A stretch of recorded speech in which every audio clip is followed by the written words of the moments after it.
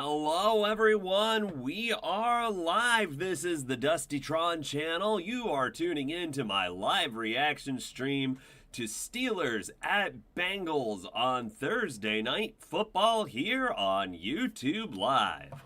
All right, it's time to post to the socials.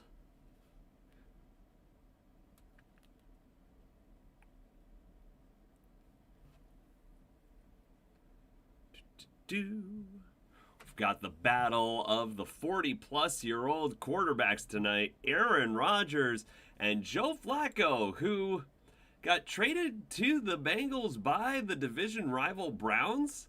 I'm not really understanding that trade. Why would the Browns help a division rival mid-season? Maybe because they're the Browns? Dunno. Doesn't seem like the smartest thing to do from a management perspective.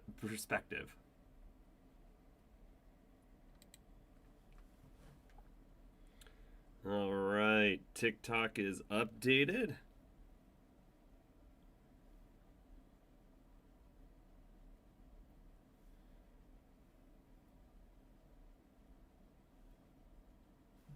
Oh, I gotta pop the chat up over here.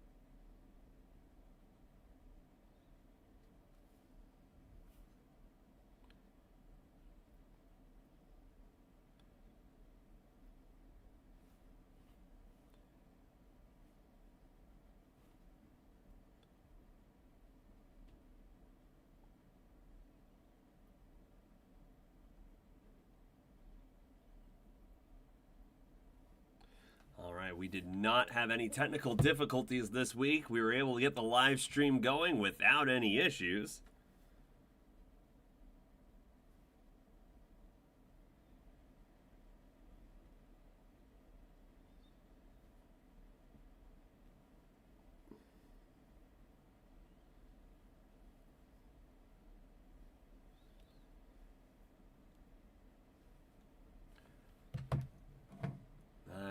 I did. So I kind of like Flacco being with like talents like Jamar Chase and T. Higgins, but that offensive line, it's so bad for the Bengals. I was surprised he did as well as he did against the Packers last week, but I don't really see the Bengals do it. Now, this is a divisional game and it is a Thursday night football game, and it is the Bengals at home, so it is very possible that the Bengals could have the home field advantage here and pull off an upset, kind of like the Giants did to the Eagles last week. But I must confess, I still have the Steelers. I'm not going to be persuaded by last week. But the Steelers, they're one of those teams where they've yet to really impress me with a big win. You might point to the Patriots, who are surging now, but the Patriots weren't as good when the Steelers played them. And the Patriots turned the ball over 5 times in that game, and they only won by a touchdown. So they barely moved the ball. They had so many opportunities in New England territory, and they just didn't get the job done. So I'm not sold on the Steelers team, and yet they keep finding ways to win. It's reminding me a lot of I believe it was 2020 when they started out 11-0. Now they're not undefeated right now. They started out 11-0. Everyone knew they weren't for real, and then they lost to the Washington football team back at the time. And then it was all downhill from there, and the Baker Mayfield Browns beat them in the playoffs.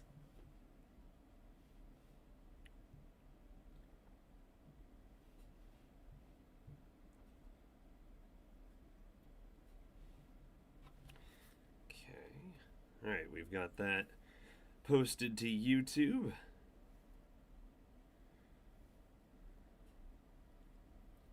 So hopefully we'll see some traffic coming through.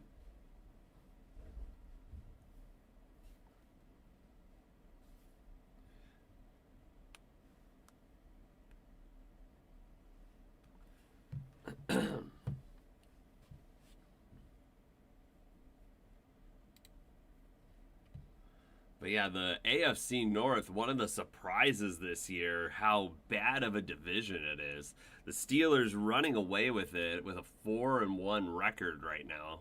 Yeah, I believe they're 4-1. Let's take a look at our standings. Yeah, 4-1 because they had their bye week. Bengals are 2-4. Yeah, we'll have to see how this one plays out. But yeah, right now, the playoff picture, how it stands, really interesting. Current NFL playoff picture. Alas, my Panthers are not in it right now, but we got ourselves back to 500 with a surprising victory over the Cowboys. Now, we do play the Jets this week, and it seems like too much of an easy game for me to feel comfortable with it. I could just see us blowing that one. But for the last... Hey, Zach, thanks for joining. I was just talking about how I'm concerned about my Panthers this week against the Jets just because it seems like it should be such an easy game, but it's I'm concerned that they'll choke in that one, especially because there's a lot of hype around them right now after the last 2 wins. But they were playing literally the 2 worst run defenses in the league. So I think they will, but I'm not banking on it. I never choose the Panthers to win. With my weekly game pick videos, I purposely always don't choose them because I just can't expect them to win. Because if I expect them to win, they'll lose. So that's just how it goes.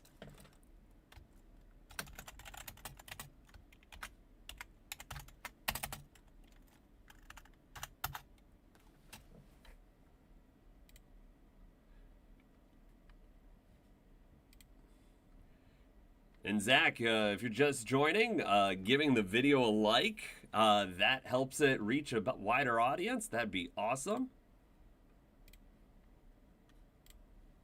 We're just getting started here for Thursday Night Football. Yeah, and the Jets, well, the Jets' run defense is better. It's still not particularly good. I'll have to look exactly what the numbers are, but... All right, we've got McPherson kicking off, and here is the start of the game. And it's fielded. Gotta see here. 85 gets to the 31-yard line. Let's take a look over here. 85. Familiar, Keyshawn Williams. Gotta familiarize myself with some of these. Oh, possession football. The Steelers have the possession. It is a tradition here on the Dusty Tron channel that we move the possession football to whatever team has the football. And so now it goes over to the Steelers.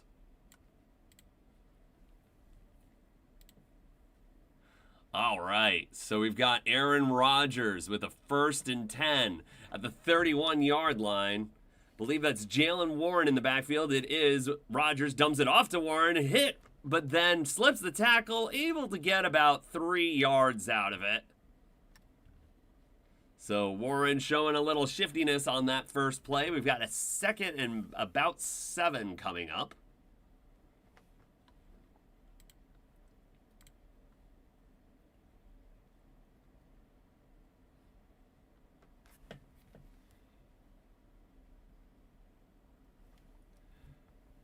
All right, we've got a 2nd and 6. It was officially a 4-yard gain.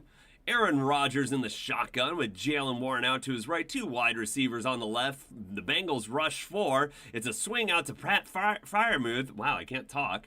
And he gets it just about to the first down line. He was taken down. Oh, there's an illegal motion. So this play is this is a penalty. So that will not count. It's on Jonnu Smith.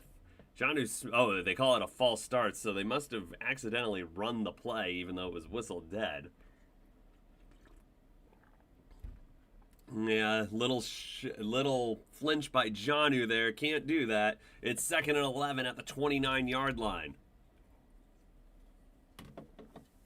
4 wide receivers for the Steelers out of the shotgun. Bengals bring 4. Rodgers throws, trying to get it to Jalen Warren. It's too short, incomplete. So we've got a 3rd and 11 coming up here. The first 2 plays looked good.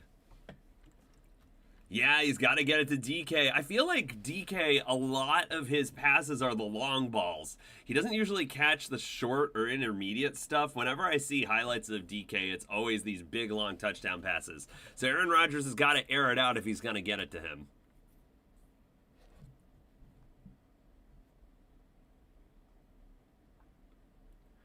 All right, we've got a 3rd and 11. Can the Steelers convert? Empty backfield, 3 wide receivers. And Rodgers, he does go long, and that is DK, and DK got the ball. Zach calls it. And it's a 1st down for the Steelers. That was a great play by the Steelers. Nice pass by Rodgers, and a good job by Metcalf to get some separation. Going up the right sideline there, and Rodgers, he just places that ball perfectly. So this is going to be at the 30-yard line of the Cincinnati Bengals. Number 20 who got beat there. My mind is thinking Eli Apple, but I know he's probably not on them anymore. No, that's DJ Turner. And there's Jalen Warren. Oh, and I think we might have just gotten popular enough to get a bot. So I'm going to block this one. Hang on. Why doesn't this work? Okay, let me go into YouTube control room, see if I can block this.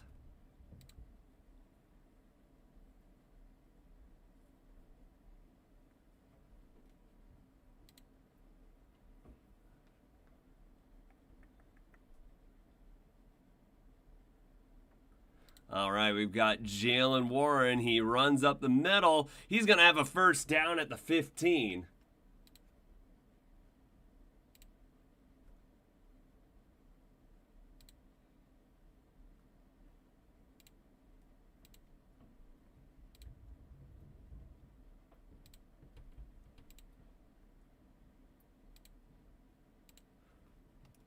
All right, I think I got rid of all the bot messages. Let's see.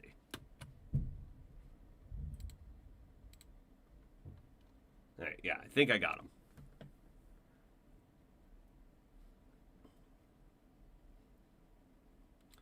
All right, there's Rodgers. It's a toss to Jalen Warren. Gets about 4 yards there.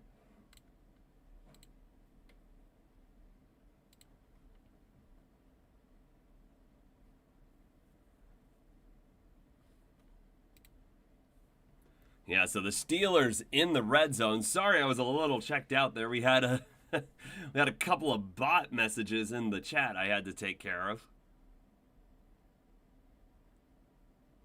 All right, we've got a 2nd and 6 as we tick under 11 minutes to play. Steelers have it at the 10-yard line of Cincinnati. Cincinnati with 6 on the line. They bring all 6. Rodgers throws towards the end zone, and it's off the hands of number 83. Don't follow the Steelers too. That's Connor Hayward. He's one of the tight ends on their team. As the game goes on, I will get more familiar with the players, and I won't just call them number 83. I will actually call them by their name. But that was Connor Hayward, not able to bring in a pretty nice Aaron Rodgers pass there. Doesn't quite get it. So they've got a 3rd and 6. The Steelers really don't want to have to settle for 3 here. Bengals with 5 on the line. Are they going to bring all 5? No, they only bring 3. They drop the other 2. Not much pressure on Rodgers at all. He's scrambling around. Can't find anyone. Linebackers coming, and finally he finds it. Jonnu Smith for the touchdown. And the Steelers with an opening drive touchdown. Yeah, why do they only rush 3 there? They gave Rodgers all day. He's scrambling forever back here. Like, he easily had, like, 7 seconds to throw that ball. And in the NFL, you cannot give a quarterback, especially one with a Hall of Fame pedigree, 7 seconds to throw the ball. And Chris Boswell kicks it through. And we've got 7-0 Steelers over the Bengals. You are listening to my live reactions here on the Dustytron channel on YouTube Live. Interesting, Zach. I hadn't even heard of Hayward before today. But yeah, apparently he's been in the league for 4 years. Interesting. How long has he been with the Steelers?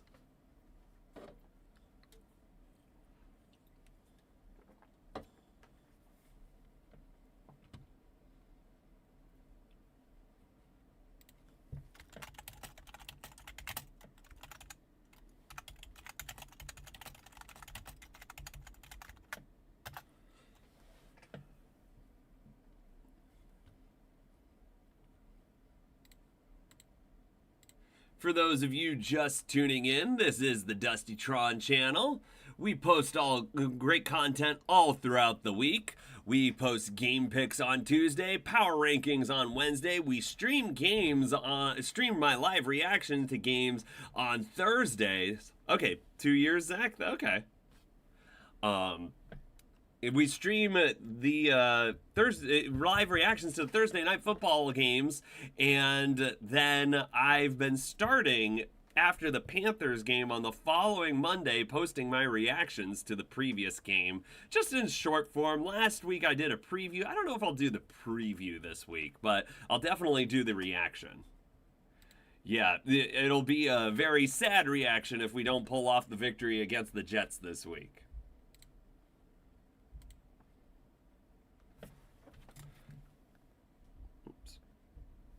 Take a look at some of our stats here.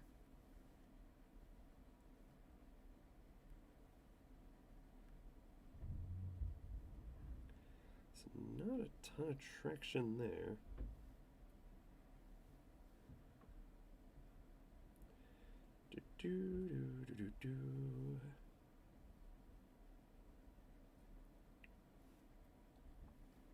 Okay. So my shorts to get people engaged might not be getting the most traction tonight.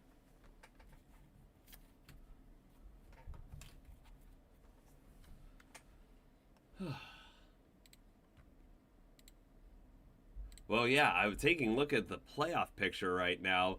The Colts in the #1 seed, and the Steelers right now, they're in the #2 seed.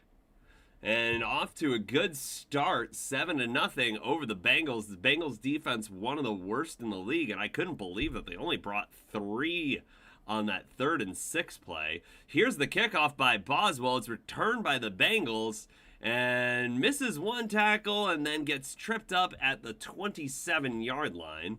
And so Joe Flacco, the ageless wonder, came out of retirement to play for the Browns, and now he's with the Bengals. Had a decent performance last week against Green Bay. Is he going to be able to have similar success with the Steelers now that he's actually played a game with the team and had a full week of practice?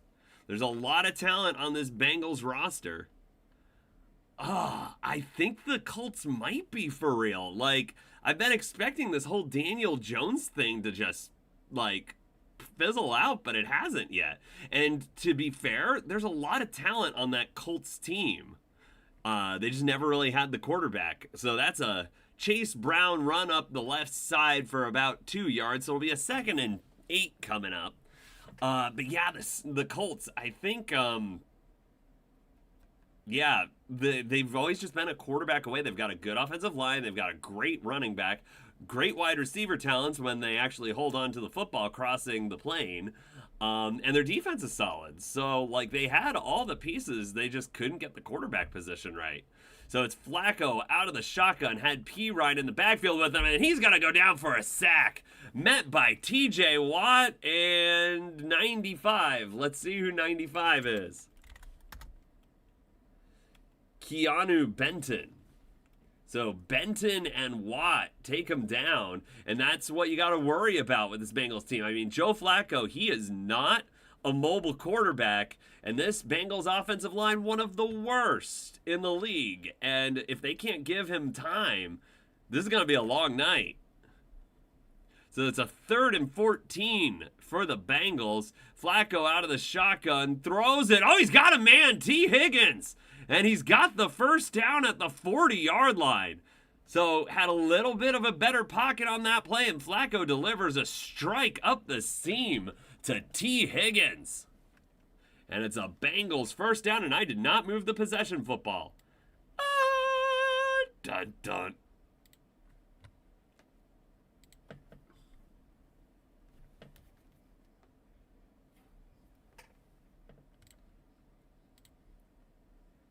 So Flacco, it's a 1st and 10 from his own 41. Hands it off. That's Chase Brown. And oh, he gets decked by number 25.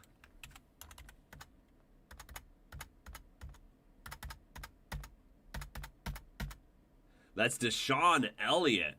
That was a big hit. And so the Bengals keeping this drive alive. 2nd and 6 from about, that would make it what? The 45-yard line.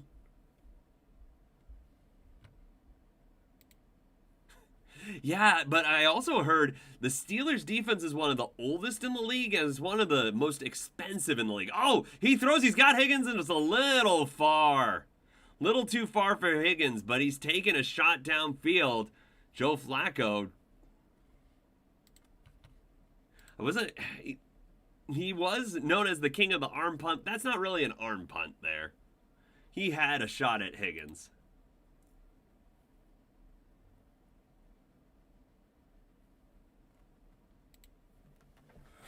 All right, we got a 3rd and 6. 8 minutes and 11 seconds left in the first quarter. Can the Bengals convert? They converted on 3rd and 14 earlier in the game. They got 4 wide receivers and Pirine lined up on the line of scrimmage. Flacco dumps it underneath. That's Jamar Chase, but he's only going to get 2 yards. That's not enough. And you wonder with a play call like that, if they're planning to stay out there on 4th down.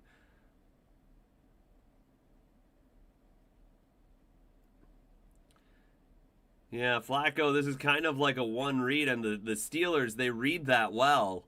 Chase never gets any separation there. And number 22 makes a good tackle.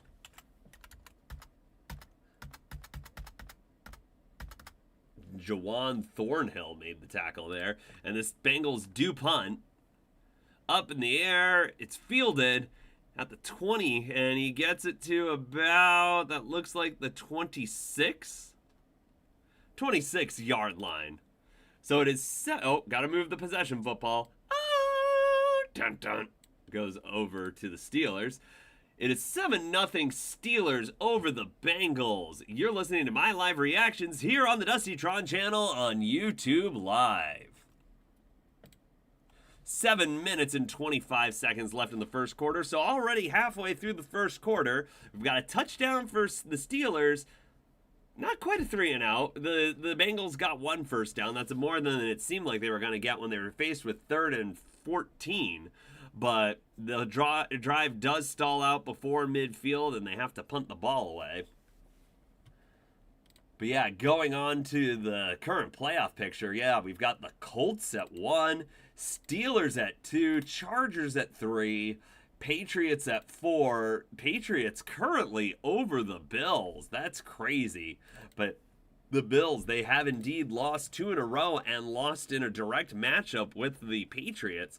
That could play a big, that could be a big deal down the line in terms of tiebreakers. Jaguars are the 6th seed. Broncos are the 7th. And now we go over to the NFC where the Baker Mayfield Buccaneers, Browns could have kept them, but they didn't want to. It's the Buccaneers at 1, Packers at 2, 49ers. I'm a little surprised with San Francisco, but I think it is because of the weakness of their schedule so far. Although they did really surprise me 2 weeks ago with their victory over the Rams on Thursday Night Football. That was a big win, especially because the Rams were at home in that one, and the home teams have a major advantage on the short week in Thursday Night Football. Eagles, the Super Bowl champions from last year, they are number 4. The Seahawks are 5th, the Lions are 6th, and the Rams are 7th. Now, where are my Panthers? Okay, Panthers are ranked 11th, so they're 4 spots out of a wild card spot right now. 3-3, that can change, though, quickly. In the opposite direction as well. Get a couple of losses, we're out of the playoff race. I'm used to that feeling.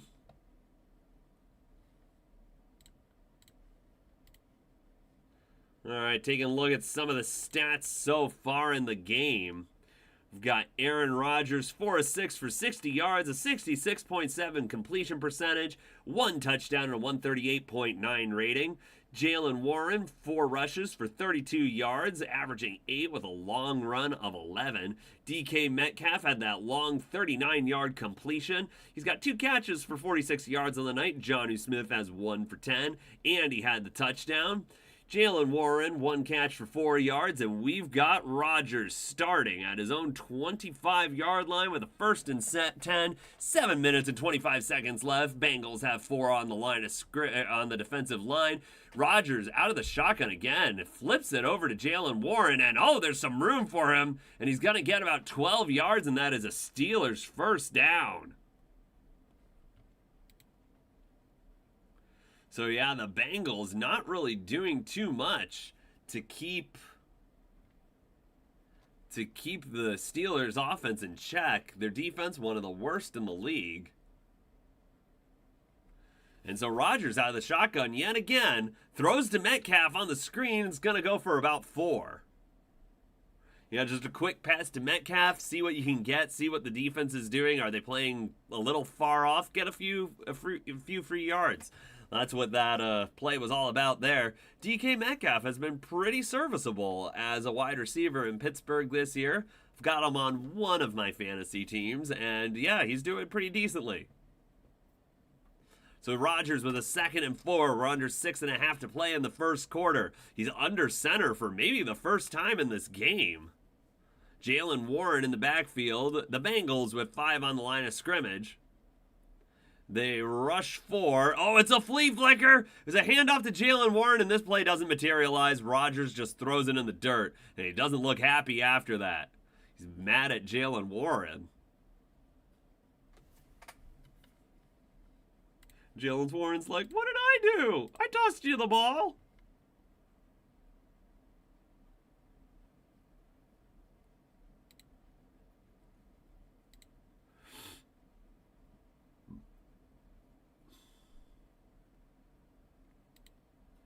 Rodgers out of the shotgun on 3rd and 4. Jalen Warren moves in motion.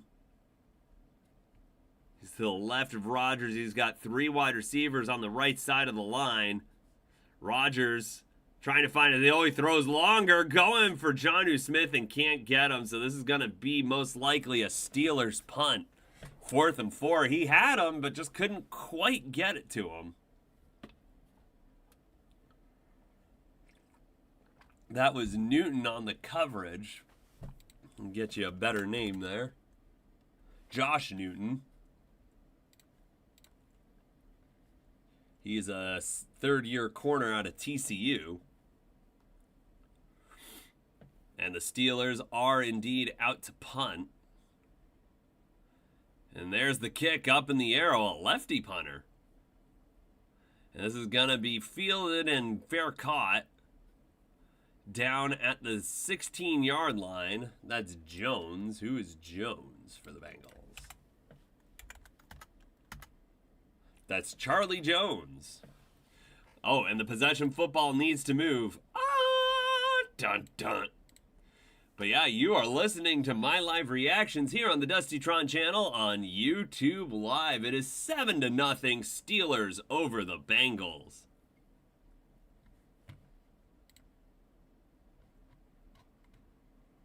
with 5 minutes and 58 seconds left in the first quarter. So the Bengals and Joe Flacco will get another shot. But yeah, looking at this playoff picture,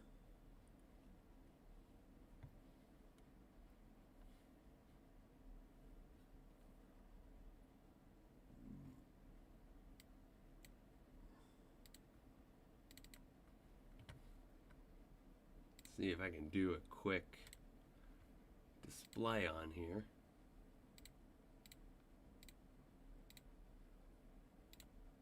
Yep, so this would result in the Broncos playing the Steelers, the Jaguars playing the Chargers, and the Bills playing the Patriots. And then over in the NFC, you would have the Rams playing the Packers, the Lions playing the 49ers, and the Seahawks playing the Eagles. So I think, based on what we know right now, I think the Steelers would pull off a victory over the Broncos. I don't know what to think of Jacksonville, but I think they would win against the Chargers. They did the other year in 2022. And I want to say the Bills would beat the Patriots, so that means the Bills would go... No. The Jaguars would go on to play the Colts, and then the Steelers would play the Bills. I think the Bills would beat the Steelers. The Colts probably beat the Jaguars, so that would be the Colts and Bills in the AFC title game. I don't think I can pick the Colts to go to the Super Bowl, so I'd probably pick the Bills in that case. I'm not super confident about that. But then, yeah, we've got the... We'll take a look at this a little bit later. Remove that from here.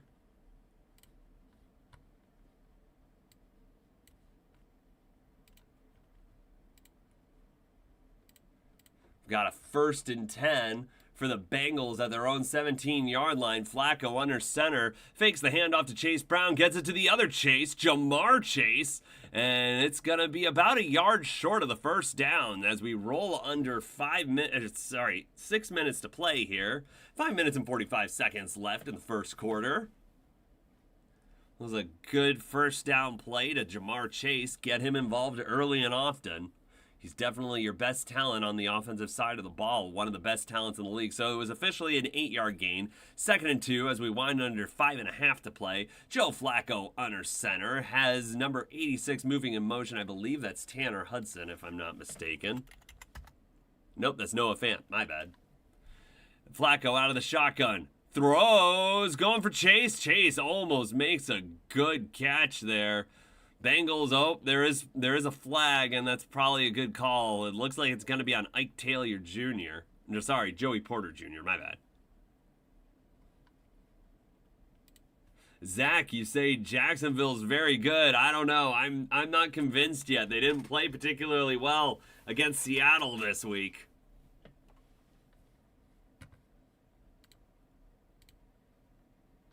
But yeah, it looks like they're going to flag Joey Porter for pass interference.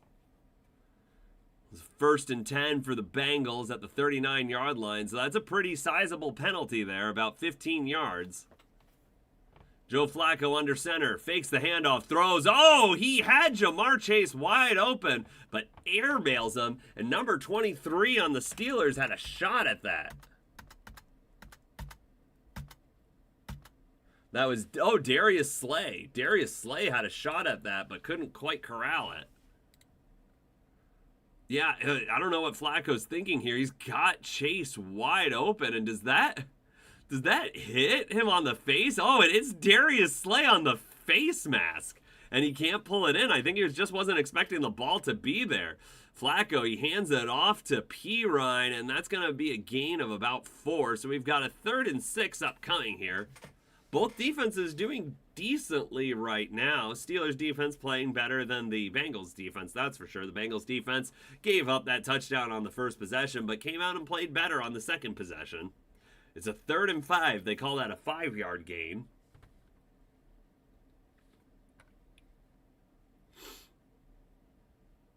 Those were under 4.5 to play in the first quarter. 3rd and 5 from their own 44-yard line. Flacco looking to the left side, steps up. Oh, he's got Noah Fant, and that's going to go for a first down. First down, Bengals, and it keeps the chains moving. Now, Flacco, he actually maneuvers the pocket pretty well here. He was looking at it to his left for a lot of that, and there was a hole on the right there. Noah Fant finds a little hole in the zone and is able to sit there and present Flacco with the target and takes it the rest of the way for the first down. All right, 1st and 10. We've got T. Higgins in motion. He moves back to the right side. It's a fake handoff to Chase Brown. It's a dump off to Chase Brown, or it would have been if he didn't drop it. Incomplete pass. I did forget to mention the Bengals, they're wearing their white Bengal Tiger uniforms today. I really like these white Bengals helmets. There's not a lot of white alternates I like in this league, but the white Bengal Tiger is a thing. And so I think that it really works for the Bengals here. What I would prefer, and this is one of the few instances I would prefer less color. I really feel like it should just be a black and white jersey. I think the orange accents throw it off. That's Flacco with a handoff to Pirine on 2nd down. It goes for about 3, so we've got about 3rd and 7 coming up. 3:40 left to play in the first quarter. It's 7-0 Steelers over Bengals. You're listening to my live reactions here on the Dustytron channel on YouTube Live.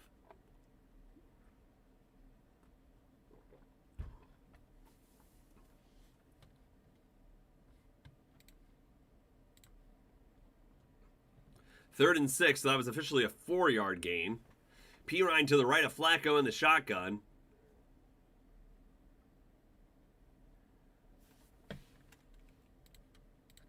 Oh, some movement before the play starts here. I think that's going to be a false start, and it does indeed appear to be a false start. Yep, false start on the Bengals. They're getting Mims for the false start. Amarius Mims.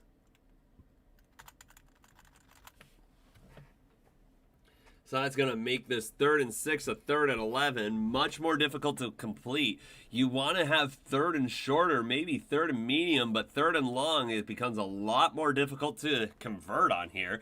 TJ Watt is in for the Steelers, going to bring that extra heat on the rush. Flacco out of the shotgun, throws it to his, I believe that's a wide receiver, incomplete. I just looked up his name, but it's difficult to pronounce.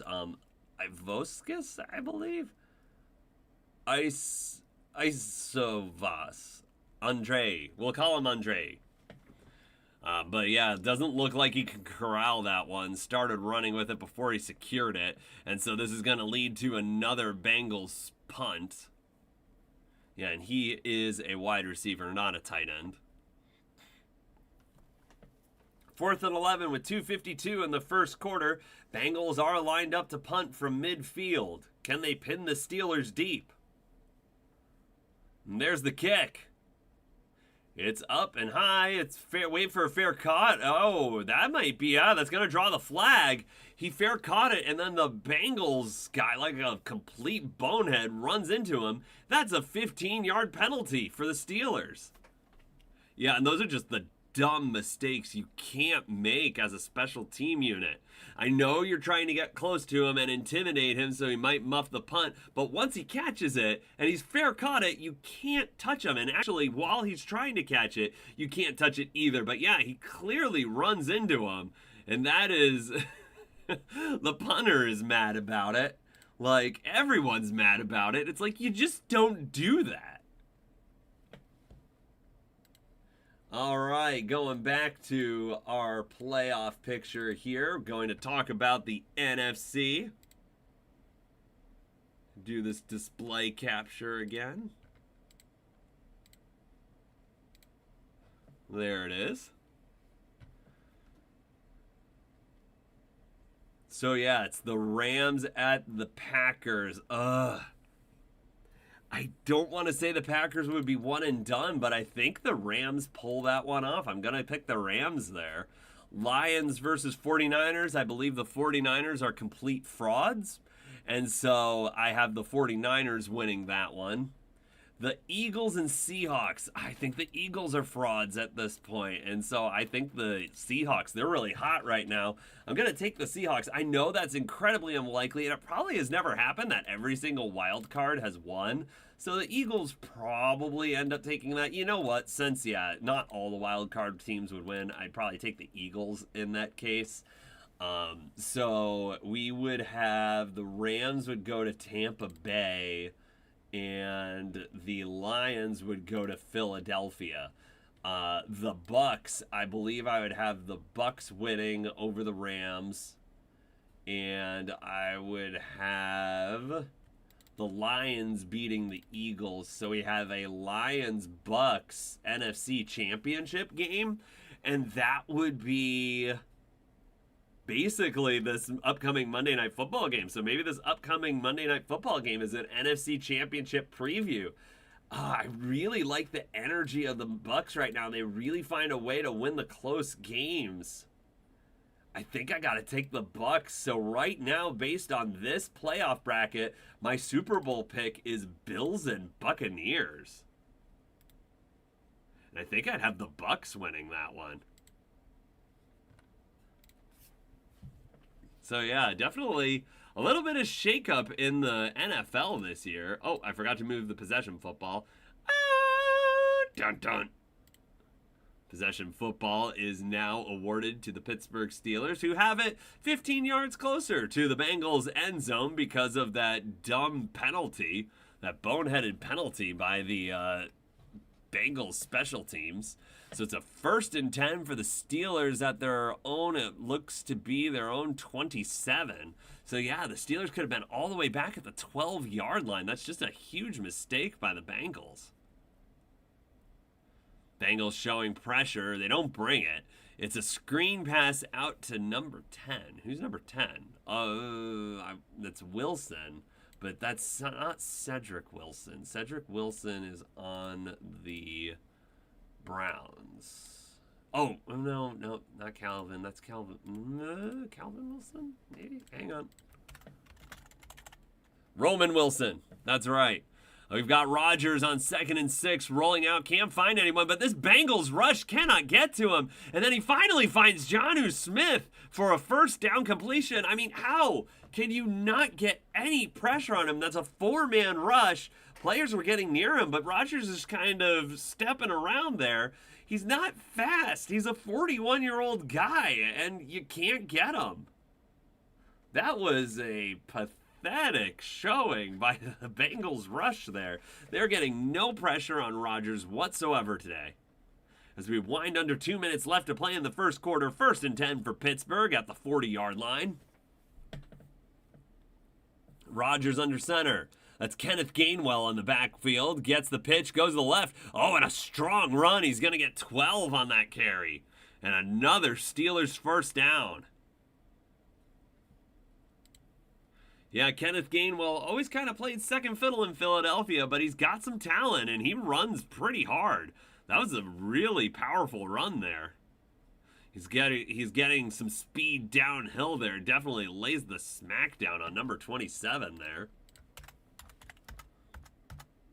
Number 27, i.e. Jordan Battle. All right, we've got Rodgers out of the shotgun. We just went under 1 minute left to play in the first quarter. Kenneth Gainwell goes from the right to the left, and it's a little pitch to Gainwell. He's trying to find some room on the left side there, and this one's not going to go for anything. So, well played by the Bengals there. And we're going to probably have one more play before the end of the quarter. Darrell Washington coming in.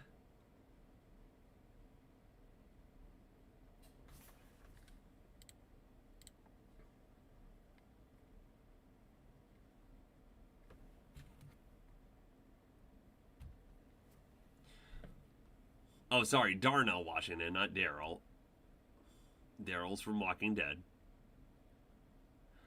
All right, Rodgers back in the shotgun. Yeah, that's scripted. He was throwing to Warren the whole way, but he gets a pretty sizable gain. It's going to be a 3rd and 2 when the second quarter starts back up. I'll change my graphic right now because last week it wasn't until like 2 minutes left in the second quarter that I figured out that I hadn't actually updated the quarter from the first quarter to the second quarter. But there you have it, 7-0 Steelers over Bengals at the end of the first quarter. You're listening to my live reactions to Steelers and Bengals on Thursday Night Football here on YouTube Live.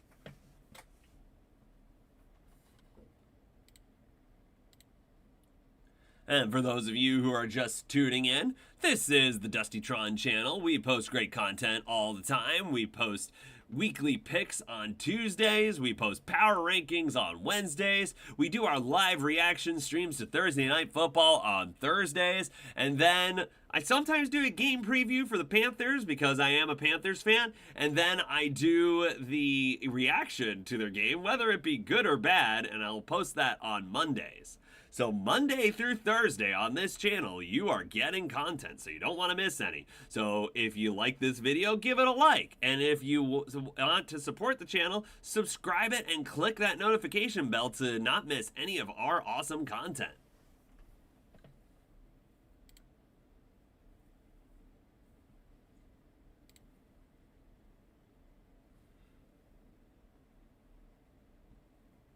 Steelers up 7-0 over the division rival Bengals. If we take a look at the stats for the game, only 36 passing yards for the Bengals, 14 rushing yards, so not much in the way of yardage. The Steelers have been moving the ball down the field a lot more. They're over 100 on the day. They've got 44 rushing yards and 79 passing yards. So yeah, while it is only 7-0 Steelers, the Steelers really have had, I think this is a game where the score doesn't quite tell the full story. The Steelers have definitely controlled this first quarter. The Bengals, I think, have managed 2 first downs, and one of those was on a penalty. So, yeah, and the Bengals, they've had some drops. Joe Flacco missed an open shot. So, they're just not quite in sync. And I mean, part of that's to be expected from a quarterback who's only been there for a week. Now, one of the more baffling trades I've seen in recent memory was the Browns sending Joe Flacco to the division rival Bengals. And it's like, why would you ever trade within division during the middle of the season unless you're really just trying to quit on your own season? And what's more, why do you potentially strengthen their quarterback position, the most important position on the team? So the move just makes no sense from the Browns' position, in my opinion. So we've got a 3rd and 3 for the Steelers. Rodgers out of the shotgun. Jalen Warren to his right. It's a handoff to Warren, and it's going to be close. Depends on the spot. I think he got it, though.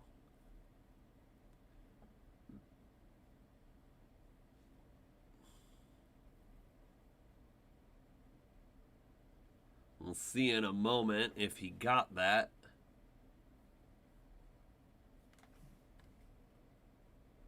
They do give it to him. It's a first down as we wind under 14.5 to play. Rodgers at the 44-yard line of Cincinnati goes under center with Kenneth Gainwell in the backfield. Sorry, 39-yard line. And there's a pitch to Gainwell. He's going down the left sideline. Oh, and gets clocked by number 22. That's Stone. Or not.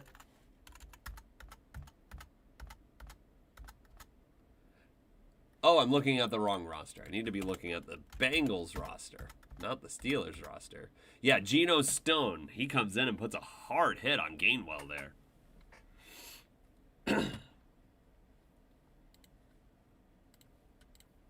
So 2nd and 7, Rodgers out of the shotgun, has Jalen Warren to his right. They're at their own the Bengals' 36-yard line. Rodgers throws, completes it to Jonnu Smith. I think that's Jonnu Smith's 3rd reception of the night, so he's getting involved in this offense. It is an Arthur Smith offense, and he absolutely loves Jonnu Smith. Yeah, Johnny Smith just sits down in the zone there, able to get the short completion and take it for some extra yardage. So it's a good play there. And a Steelers first down. They are at the Bengals 27-yard line. Rodgers in an empty shotgun. We've got a stoppage in play, and it looks like it's a timeout by the Bengals.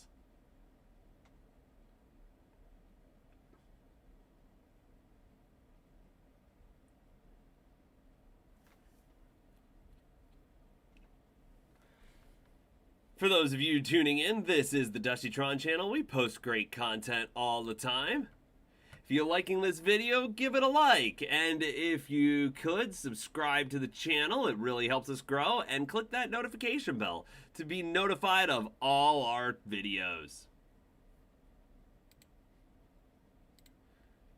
We started this off-season at 62 subscribers. We've grown all the way up to 165.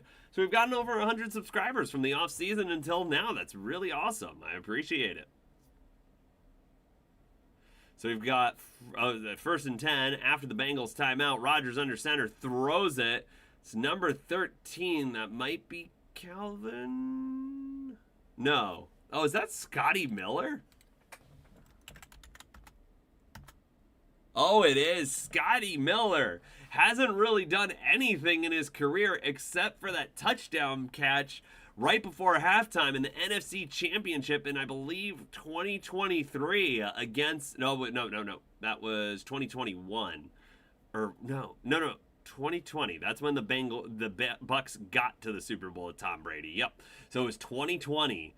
Yeah, right before half. I think it was...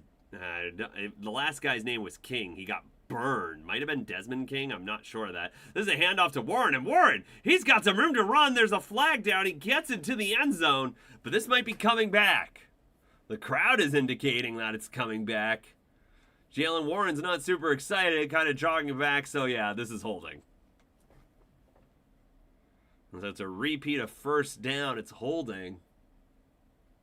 Yeah, he was able to cut back. I bet it was on the cutback where there was some holding, and it really opened up the hole for him.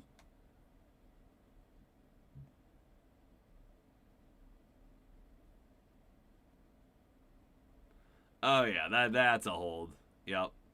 The other guy was trying to... Although, to be fair, while it's definitely a hold, I don't know if that guy would have gotten there, but it is a hold. So... the call is correct. 2nd and 11 for the Steelers. From the Bengals 28-yard line. Rodgers out of the shotgun. Not finding anyone. Running out of time. But is able to roll out. And he's going to get some yardage. Slides about 5 yards short of the first down. This is going to be about 3rd and 5 upcoming.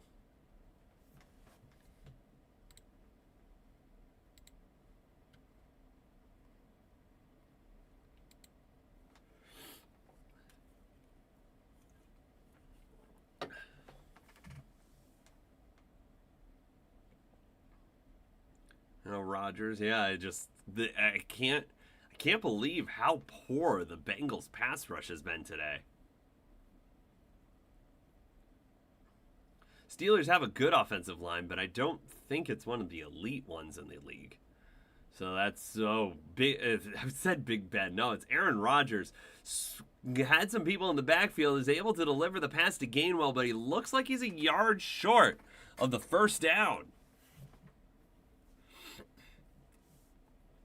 Yeah, and I think the Steelers might go for this one. It's 4th and short as we tick under 11 minutes to play here.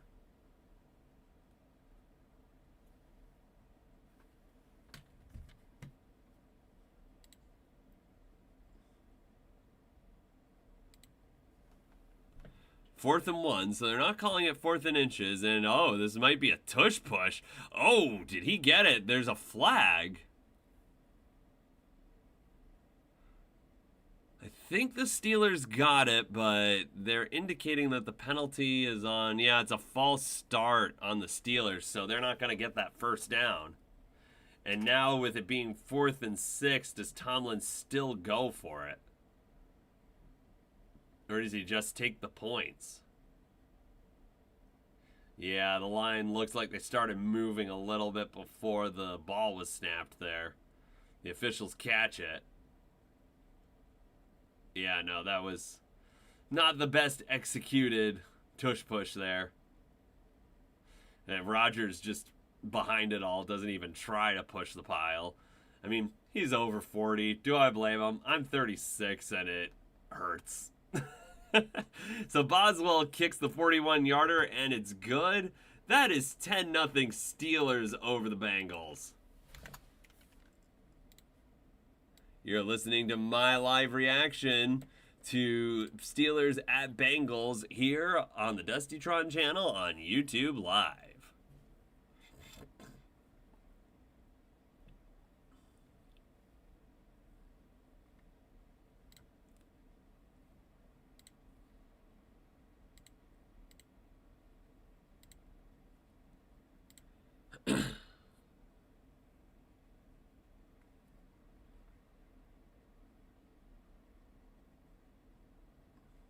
For those of you tuning in, this is the Dustytron channel. Thank you for choosing to spend some of your evening with us. We post great videos all throughout the week. On Mondays, you'll see my reaction to the previous Panthers game for the week. On Tuesdays, we post weekly picks. On Wednesdays, we post power rankings. And on Thursdays, we stream the Thursday Night Football game. And sometimes, if I'm feeling crazy, on Friday, I will post a game preview of the upcoming Panthers game. So you've got football, general NFL content, bookended by Panthers content, because I am a Panthers fan.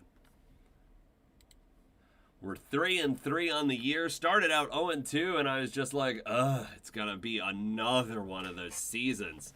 But then, yeah, we started being able to pull off some wins. Now all our wins have come at home, and there's that blowout loss to the Patriots. So I'm not really sold on the Panthers really being competitors yet. We just came off playing two of the worst run defenses in the league. Rico Dowdle gets over 200 scrimmage yards in both games, and we win by a combined total of 6 points. I don't know if that's very sustainable, but I will give the Panthers credit. They've learned ways to stay competitive in close games. The problem generally is if they get too far behind too quick and they go off script. So in what we got here? 10 minutes and 20 seconds left in the second quarter. It is 10-0 Steelers over the Bengals. I feel like the Steelers should have more than 10 points. The Bengals haven't been putting up much of a fight. Rodgers has had all day to throw the ball. And yeah, he's got a 71% completion percentage because of it. Here's the kickoff. It's fielded. That's Samaje Perine. And he's down at the 29-yard line. 10:21 to play in the second quarter. Possession football needs to move. Dun dun. 10-0 Steelers over the Bengals.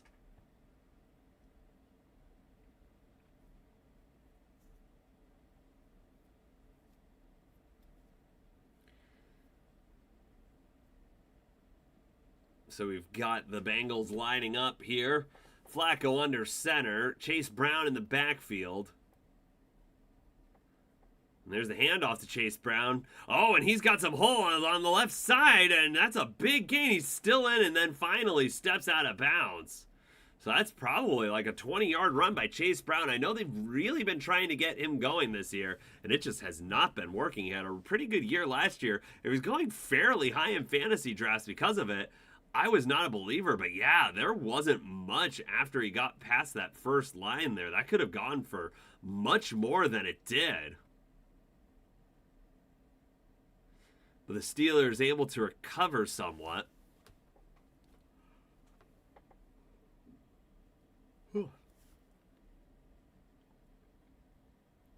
All right, we've got Flacco out of the shotgun, and he's calling time. Doesn't like something. The play clock was getting low. And so the Bengals, there's 9.5 minutes left in the second quarter, and they've only got one timeout left. Fortunately for them, the timeouts in the second half aren't as important as the ones at the end of the game. But, I mean, it can lead to you having an opportunity to get points or not at the end of the second half. The second quarter. So, using your timeouts too early, really bad. There's just so many things wrong with this Bengals team, and it just goes to show you how much Joe Burrow does for this team.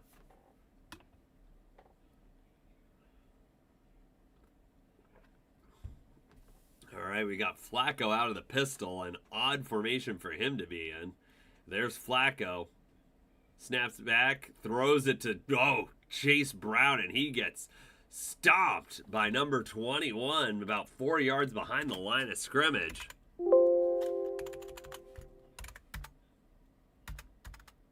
That's Chuck Clark. Comes in and just demolishes Chase Brown.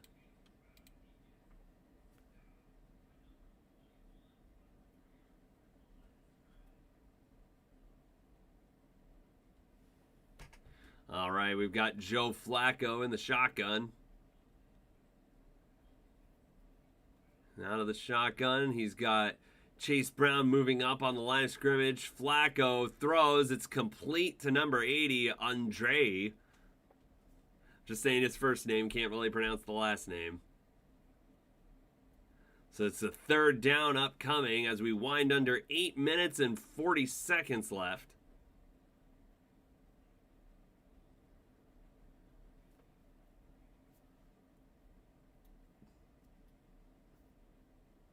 Third and 10. Can the Bengals keep this drive alive? Can Joe Flacco make a play? He's out of the shotgun with 3 wide receivers, a tight end, and a running back. And he throws across the middle. And he's got Jamar Chase down to the Steelers' 30-yard line, and that's a Bengals first down. Yeah, he's got some time to throw on this one. Line does a decent job keeping TJ Watt at bay. Flacco stands up tall in the pocket and delivers a nice pass to Jamar Chase there in the zone. And he's able to get past the first down marker and keep this drive alive.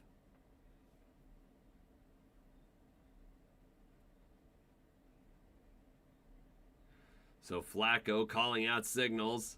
We're about, right at 7.5 minutes, halfway through the second quarter. And Jamar Chase, had the dropsies, but was able to corral it and is able to get 8 out of that, which should have been an incomplete pass. But sometimes that can become a really dangerous play when you're bobbling it around. It gets tipped weird, and then the opposing team is able to catch it. But Jamar Chase able to have the concentration to bring that one in, but never should have bobbled it in the first place. Yeah, Slay sees that, and he's like, oh my gosh, I want to get that. And so 2nd and 3. Flacco under center. He's got Chase Brown in the backfield. And it looks like there was movement.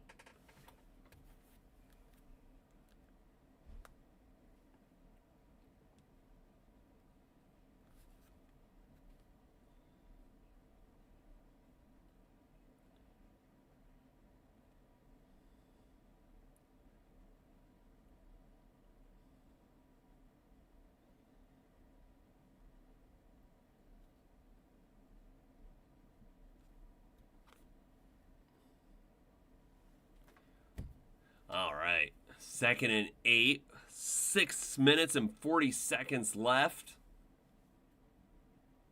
in the second quarter. Flacco out of the shotgun, hands it off. There's Samaje Perine with a lot of room to run and gets the first down for Cincinnati and keeps this drive going.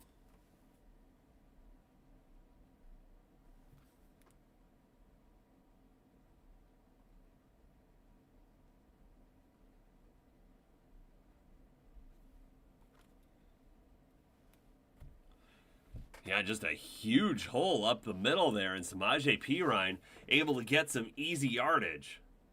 And so we're under 6 minutes to play in the second quarter. 1st and 10 for the Bengals at the Steelers' 19-yard line. This first half has been all Steelers, but They failed to capitalize on some of the... Oh, it's a tip pass, but T. Higgins. Does he get it? It looks like a simultaneous catch. If it is, it goes to T. Higgins. Let's see what the ruling is. The pass got batted at the line of scrimmage. Steelers are pointing that it's theirs. What is the official ruling going to be? Looks like the Bengals are maintaining possession.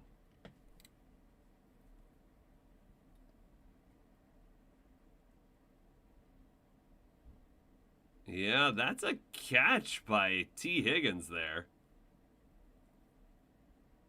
That is an impressive catch.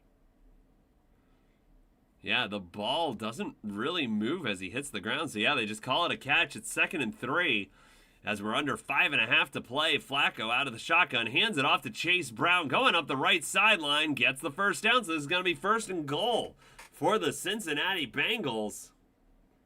They're keeping themselves in this game, but if they get this touchdown, they need to make sure they do not let the Steelers score before the half so they can keep this a one-possession game.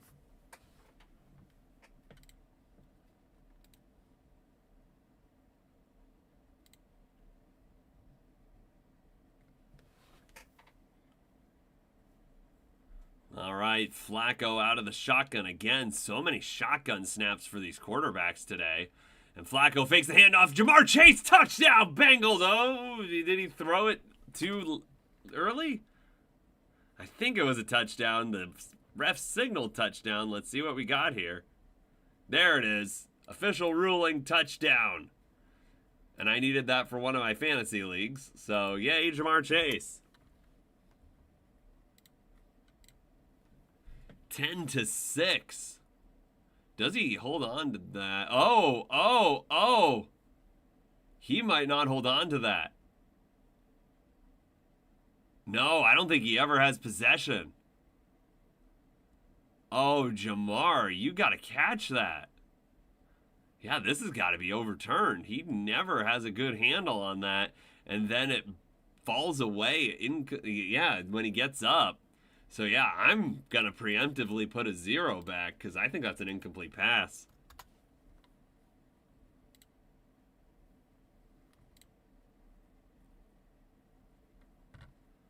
Yeah, it looked weird live, but yeah, on the replay, you can definitely tell that he bobbles that, never has firm control, and when he rolls over after he hits the ground and stands up for the touchdown, it falls out. And yeah, that's incomplete. It's officially incomplete, so a touchdown off the board because Jamar Chase could not concentrate on that one. 4:42 left in the second. 2nd and goal for the Bengals. Flacco figuring out what to do here. Play clock hasn't started running. I think the refs are still sorting through some stuff. All right, Flacco out of the shotgun. We're good to go now. 2nd and goal, lobs it, going for Chase again, and no, he was interfered with, but gets it anyway. Comes right back and gets the touchdown. Yeah, the corner was beat, so he just kind of grabbed Chase. And Jamar Chase able to get separation. It is a touchdown for Cincinnati. Oh, and it's against Jalen Ramsey. Oh, yeah, Jalen Ramsey just hooks his shoulder pad. Yeah, Jalen Ramsey, not quite the all-pro he used to be. He kind of slowed down a lot in recent years. But yeah, Jamar Chase, the youngin', just blows right by him. There's Evan McPherson. There's the kick. It's up. And it's good. And so the Bengals cut the lead to 7 with 4 minutes and 38 seconds left in the second quarter. 3-point lead for the Steelers, 10-7. You're listening to my live reactions here on the Dustytron channel on YouTube Live. Yeah, so the Bengals, that touchdown, that definitely makes this a game. The Steelers, they have had all the momentum so far, but they just don't really have the points to show for it. And if we take a look at the stats, Yeah, they're at like 157 yards. And the Bengals, okay, well, that drive kind of padded it, but before that drive, they were only at like 40 yards on the night. And now they're at about like 130. Joe Flacco and Aaron Rodgers' numbers are pretty similar. Joe Flacco is 10 of 15, 73 yards, 66% completion percentage, and a touchdown, 100 rating. And Aaron Rodgers, 10 of 14 for 101 yards, 71% completion percentage, one touchdown, a 115 rating. So very similar how these old quarterbacks are playing tonight. But yeah, can the Steelers get a drive going before the half?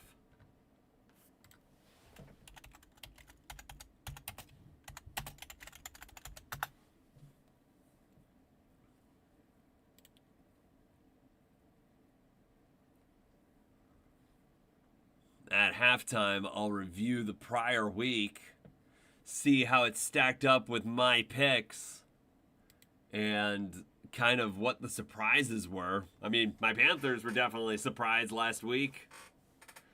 I thought that if we could keep control of the clock through the run game, because I did see that as a possibility, that it would be like a 3 to 4 point game. I just didn't think it would be the Panthers winning that. I thought it would be the Cowboys winning by 3 to 4 points. But I was more thinking that with how poorly our defense was playing, that it was going to turn into the Cowboys just getting a bunch of big plays, which they did get the big plays, but the Cowboys defense wasn't able to prevent the Panthers from getting points, so it stayed a shootout the whole game. Yeah, still a bit concerned about my defense. They're playing with a lot of intensity, but that doesn't necessarily mean they're playing well right now.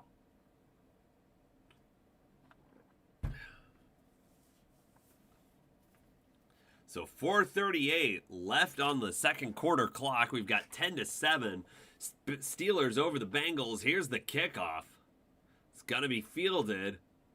Here's the run back. That's Kenneth Gainwell returning the kick, actually. Gets it to the 30-yard line. And so here comes Rodgers. Discount double check. Can we get something going before the half?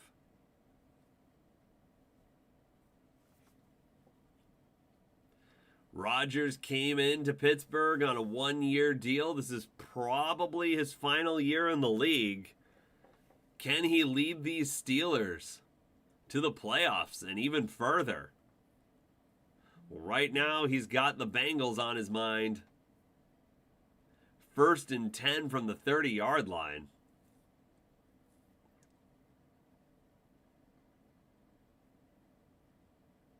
Rodgers under center. How aggressive is Pittsburgh going to be before the half? Jalen Warren's in the backfield. Darnell Washington in motion. And it's a fake handoff to Jalen Warren. Rodgers going long. He's got Metcalf, but he overthrows it and he's intercepted. Intercepted, and I don't think he was touched down. He's still running. Still going and down at the Steelers' 45. That's number 27. That's Jordan Battle. Yeah, Rodgers tries to go long for DK Metcalf. Oh, well, I guess the possession football was the telling story here. I forgot to move it over to Pittsburgh, but it's already back to Cincinnati, so I don't have to move it. Yeah, Rodgers, he just kind of throws this one up for DK Metcalf.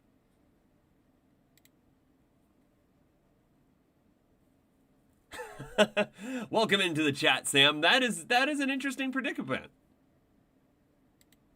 Yeah, no, I mean, like, I'm not sold on the Steelers being the best team in this division. I mean, honestly, if they just do enough, they'll probably win it.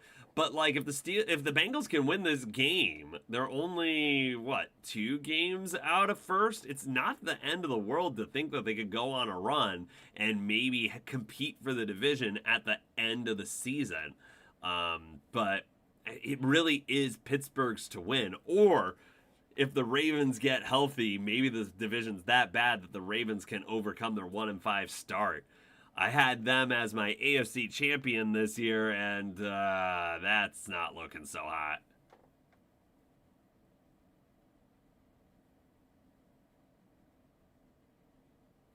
Yeah, so I think they're trying to determine if he was touched down. It does look like he was. So the run back is going to be negated. 4:25 left in the second. The Steelers went aggressive. They had one play and a turnover on that drive. Went aggressive. It did not work. And the Bengals had the ball right back with the momentum. But they are at their own 24-yard line.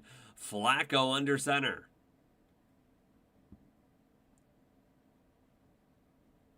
And here's Flacco. Hands the ball off to Chase Brown. Chase Brown with a good run. Oh, he's still on his feet. Bad tackling by the Steelers. He's already gone 20, 25 yards and down at the Steelers' 40.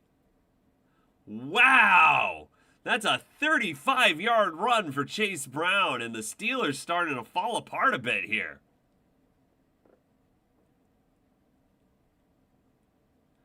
Yeah, Chase Brown with some nifty moves, but I mean, for real, the Steelers, you got to make those tackles. There was a questionable block in the back on Jamar Chase there. Jamar Chase giving a block in the back there. So at the 39-yard line, it's Joe Flacco out of the shotgun. Got Chase Brown to his right. Throws, and that's got to be interference. He had Jalen Ramsey draped all over him. Jalen Ramsey seems to be trailing Jamar Chase in this game, but he's not doing a particularly good job at it. I don't see what Jalen Ramsey really has as an argument there. He basically wrapped him and tackled him before the ball got there. That's pretty textbook pass interference if you ask me. Yeah, he just gets beat off the ball and he just brings him down. The funny part, Jamar Chase still almost gets that ball even with the interference. And so we've got Flacco in the backfield. Sorry, of course he's in the backfield. He's in the shotgun. Chase Brown to his left. Here's a handoff to Chase. Oh, sorry, that's Samaje Perine. My bad. That's a pickup of about 6. We've got 10-7 Steelers over the Bengals. It was 10-0 Steelers over the Bengals. But, yeah, Cincinnati's been getting some momentum here. Had a touchdown drive last drive, and now they're in Pittsburgh territory again after the interception. Rodgers just kind of threw it up there for DK Metcalf, and Jordan Battle came down with it. Flacco not out of the shotgun. Oh, it's a completion to T. Higgins. T. Higgins is rushing towards the end zone, and that's a touchdown! Touchdown, Bengals! And the Bengals take the lead. And yeah, you were thinking it was the Bengals who were going to have to, start doing something to make sure that this game didn't get out of hand when they were down 10-0. Now you got to be worried if you're the Steelers that this game might get out of hand. So it's a slant to Higgins, and he just takes it to the house. Like I was saying at the top of this stream, the Bengals have a lot of talent, and they're focusing on short passes. So Flacco actually has some time to throw because the their pass blocking is so awful. The extra point goes through, so it is 14-7. Sorry, 14-10. 14-10, Bengals over the Steelers here on Thursday Night Football. You're listening to my live reactions here on the Dustytron channel on YouTube Live. So Sam, a little while ago, I was talking about what the current playoff picture is right now, and what I have for my Super Bowl pick based on that. It ended up becoming the Bills losing to the Bucks. I'm not really convinced about the Bills there, but some of the other, I just like the first matchup there was Patriots over Bills, and I'm just like, oh, are the Patriots really ready to beat the Bills in the playoffs? Because the Bills are generally fine in the playoffs until the conference championship game or they play the Chiefs. So I feel like the Bills would win that game, but hey, they looked really bad against Atlanta, so maybe the Patriots would win that theoretical matchup. But yeah, I do think that given the current playoff bracket, the Bucks being the number one seed, they've just found ways to win all year with Baker Mayfield. Baker Mayfield is in the MVP conversation now. Browns fans all over have got to be upset about that they made a terrible decision to move on from him. I mean, I guess I could say the same thing that the Panthers made a terrible decision to move on from him. Seeing Sam Darnold and Baker Mayfield both thrive on different teams, and Darnold now he's thriving on two different teams. I think the problem with us, it's just not gonna mince words on that. Like, we had Matt Rule, his system was clunky, couldn't get anything going in it, and then Frank Reich, he wasn't coaching those guys. Shoot, it was Steve Wilkes. We had Steve Wilkes after Matt Rule for a little bit, and then we hired Frank Reich, but then we replaced Darnold with Young. So, and then Mayfield, he only played those 6 games, went 1-5. So that was quite unfortunate. But I do remember Mayfield's first game with Carolina was against the Browns, and he very nearly led a huge comeback, and we would have gotten the comeback if it wasn't for a horribly missed intentional grounding call on Jacoby Brissett, because you can't fake a spike. It should have been intentional grounding after he faked the spike and spiked it, and we would have won the game. But then Cade York goes and makes the only field goal of his career, a 58-yarder.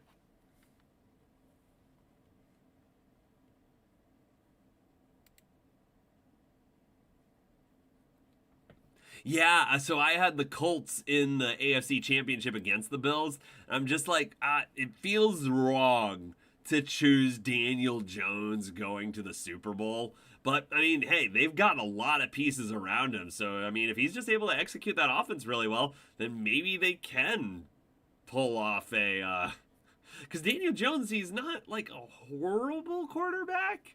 And I mean, I could see him working in the right system, and he seems to be working well so far. 5-1 for the Colts so far. But yeah, no, totally agree. It probably is way too early to be saying playoffs, but it's just kind of fun to predict. So possession football goes over to the Steelers, 1st and 10 from their own 30. Let's see if they can make something happen here, but they're probably a little hesitant after that last drive. They went aggressive and it went for an interception. It's a toss to Warren on the right side. Oh my gosh, Jalen Warren fumbled, and it's Jordan Battle there picking up the fumble again, and I think they're gonna give it to him. No, looks like they're saying Jalen Warren's down, but if you're the Bengals, you want to take a look at this. Oh, it's a good call. His knee is definitely down, still with possession of the ball, but oh my gosh, that would have been terrible for the Steelers.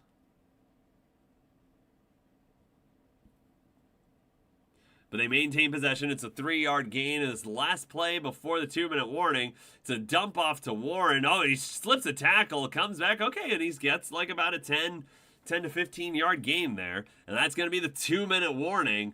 Steelers down 14-10 to the Bengals. You're listening to my live reaction here on the Dusty Tron channel on YouTube Live.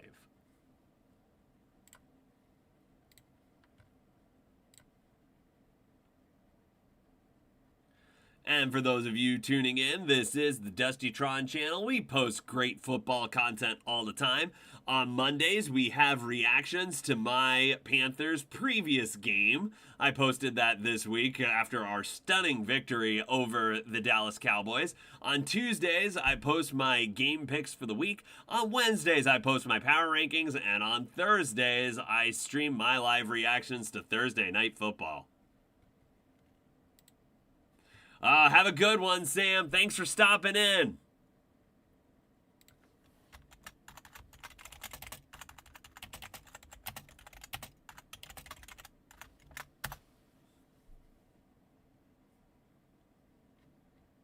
Always appreciate you popping in.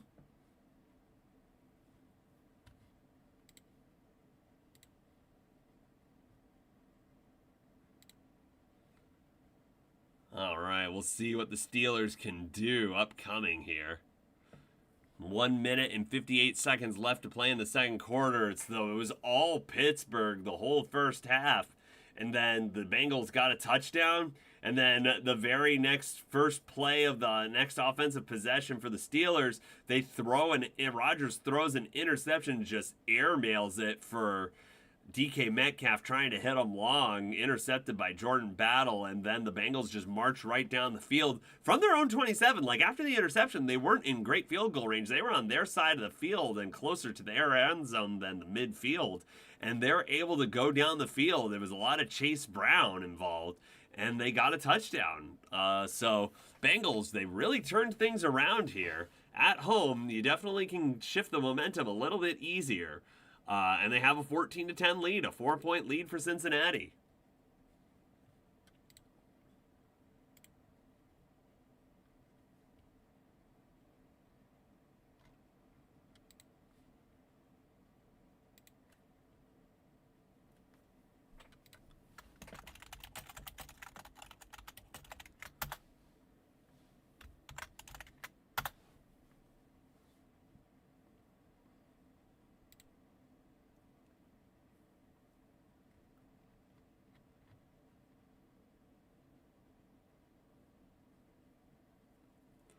All right, we got 1st and 10 upcoming. Minute 58 left in the second quarter. Ball at about the Steelers' own 49-yard line. So it was a big play to Jalen Warren on the screen there. Or sorry, swing pass. Wasn't a screen. 3 wide receivers. Rodgers out of the shotgun. Hands it off to Jalen Warren. He's going to get about 4. So, yeah, if you're Pittsburgh, you do want to run out a good amount of this clock. Bengals don't really have anything they can do about that since they used 2 of their timeouts earlier. They only have 1 timeout left. Steelers have all 3.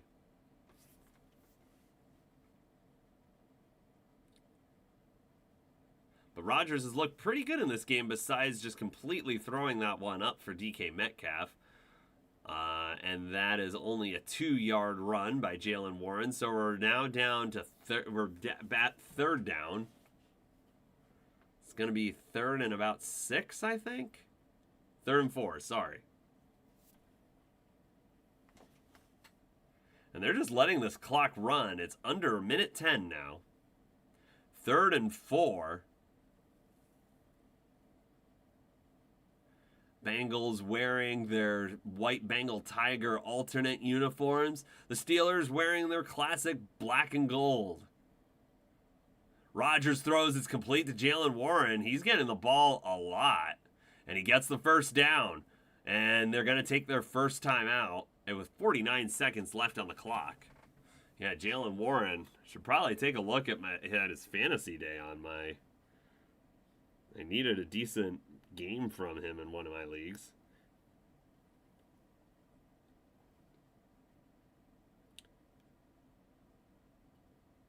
Yeah, he's got 11.6 right now, and Jamar Chase has 15 for me.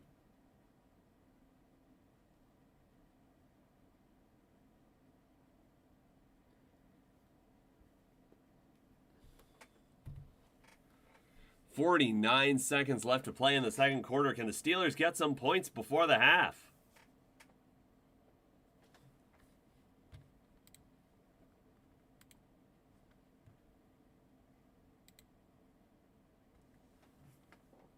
Steelers setting up.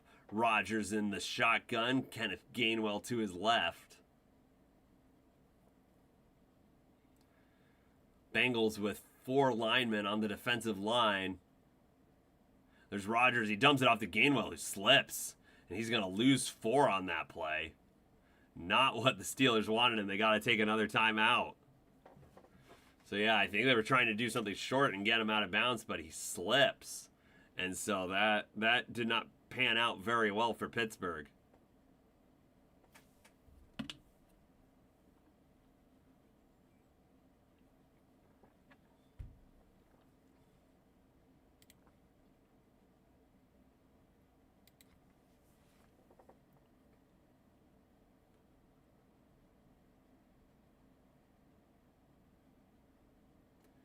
So, yeah, can Pittsburgh get something going here? Jalen Warren very involved. But it's Kenneth Gainwell on this play. To the left of Rodgers. Rodgers out of the shotgun.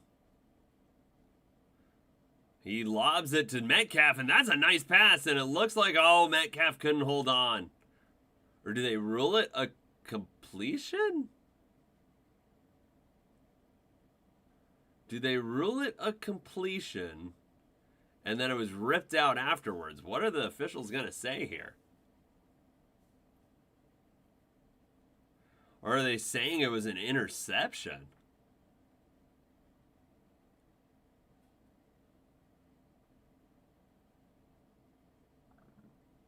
Oh, wow. That is an interception. If he handles it to the ground, that's an interception.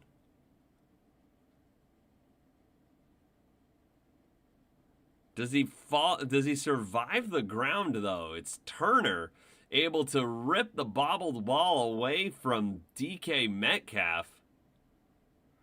It's right there. I don't know if he gets 2 feet down. When he gets possession of it, his left foot might be off the ground. This is a close one for sure. Not quite sure what they ruled it on the field. But that's a crazy play.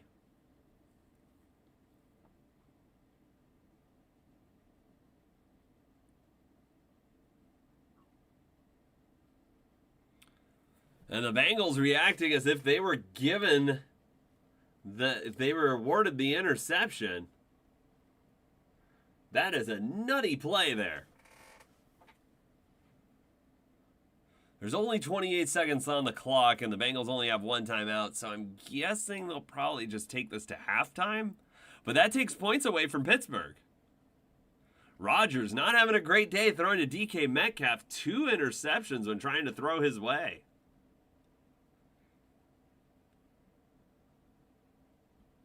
But yeah, that's an insane interception. Rips it away from DK Metcalf as they're both falling to the ground and somehow gets his both feet in bounds before he goes out of bounds. So I'm going to move this possession football over to the Bengals.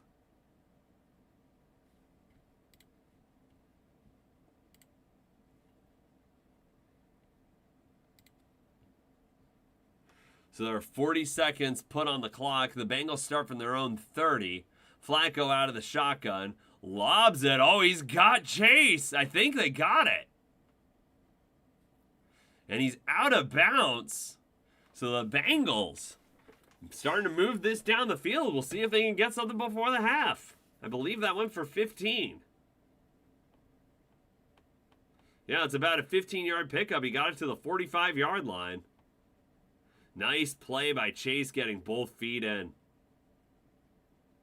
And that's what you expect from one of the best wide receivers in the league.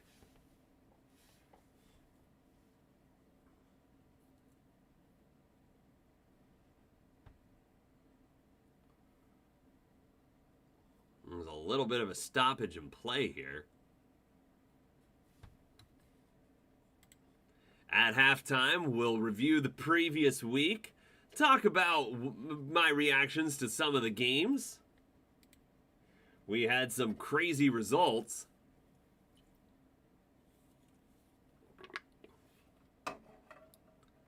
Yeah, I don't know what there is to review there. It looked pretty clear that he had 2 feet in bounds in possession.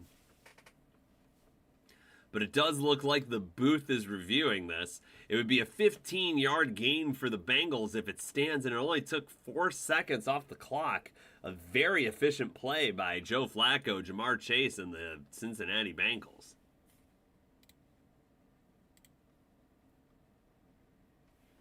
But if you're new here, this is the Dusty Tron channel. If you like what you're seeing, give the video a like and subscribe to the channel. We post great content all the time.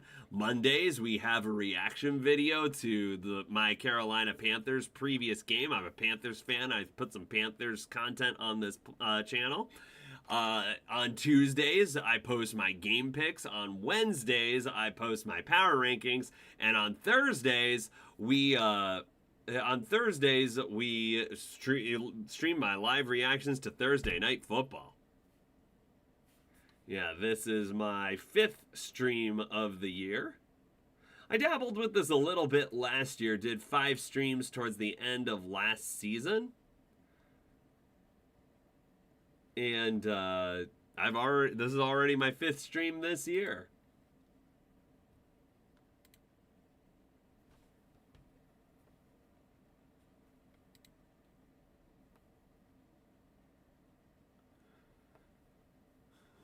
Still awaiting the decision from the booth as to whether or not that was a catch or not.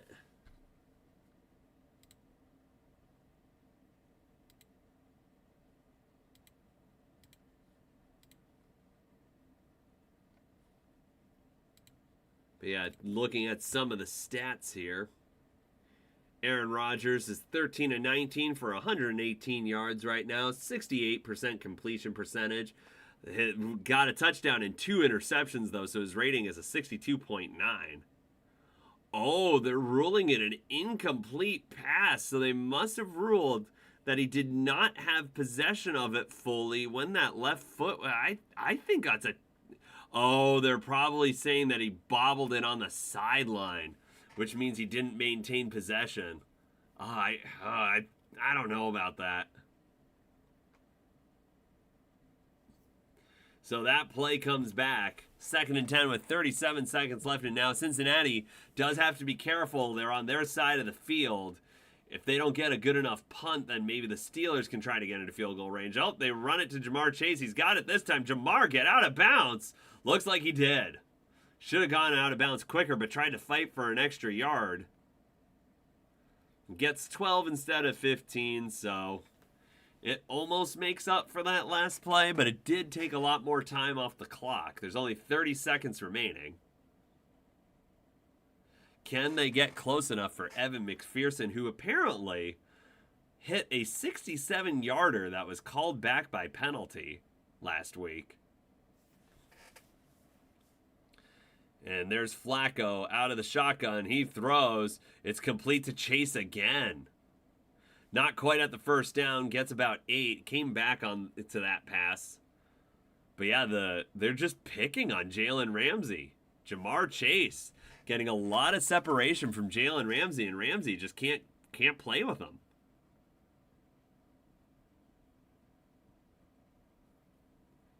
Yeah, and Flacco, he throws it. It's on time. Chase comes back to it. So we've got a 2nd and 1 with 25 seconds on the clock. And the Bengals, they still have that timeout. They're at the Steelers' 49-yard line. Flacco throws. It's, nearly intercepted. It was behind Higgins, but there is a flag, perhaps holding or interference. Maybe there was a reason it was behind. That's Joey Porter Jr. They're calling it pass interference. That's a spot foul. That's going to hurt Cincinnati. That's going to hurt Pittsburgh.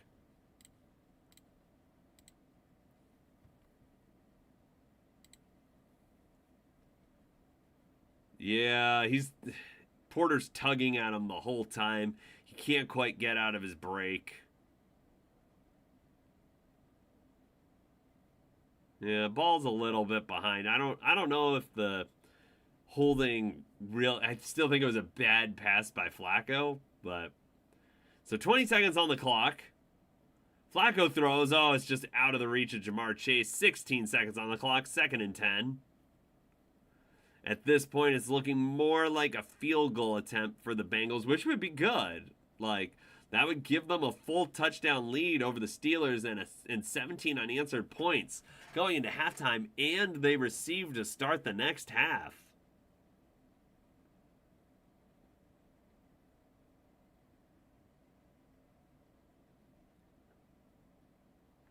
There's Flacco out of the shotgun. Samaje Perine to his right. Throws. It's a quick pass. That's Noah Fant. I'm not quite sure why they're doing that unless they're just trying to get the ball to the position on the field where Evan McPherson wants it, which it looks like that. Why aren't they calling the timeout? What are they doing? They were lining up to try to spike it, but they have a timeout. Like, why were they doing that?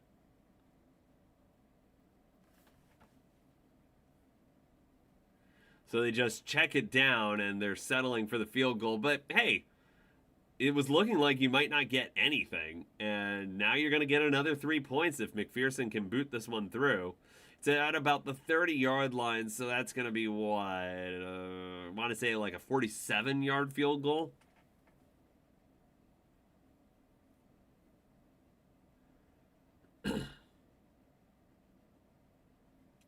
McPherson lining up.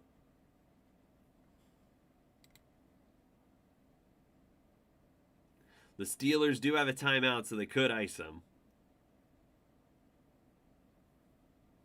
49-yard attempt, I apologize. The kick is up, and it's good. And so the Bengals with 17 unanswered points. 17 unanswered points. They were down 10-0. And this is now halftime.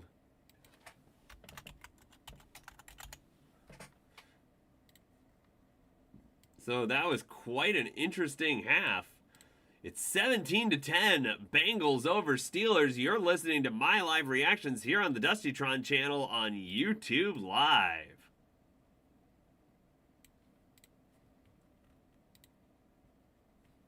Moving the possession football over to the Steelers because they will be kicking it off to the Bengals to start the next half.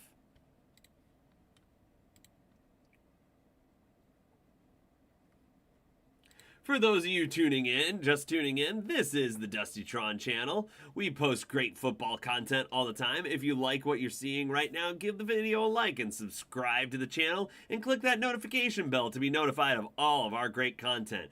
We post Panthers reaction videos on Monday. Tuesday, we post my weekly picks.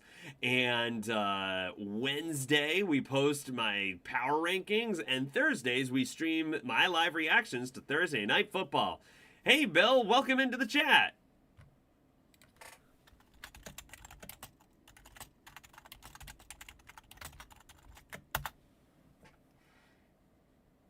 Thanks for stopping by and spending some of your evening with us here on the Dustytron channel.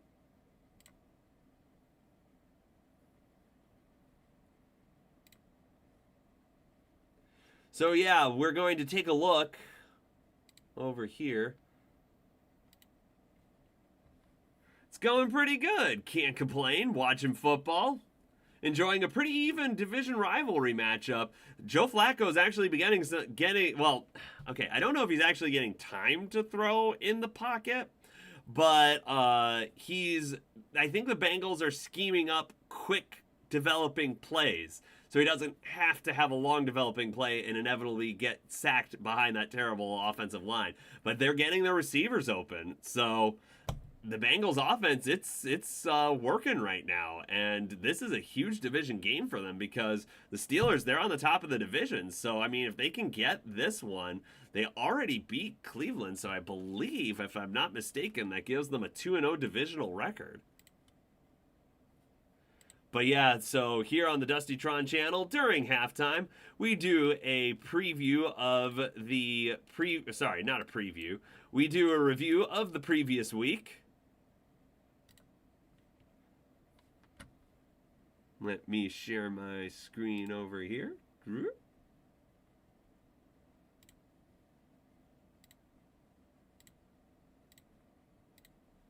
There we go.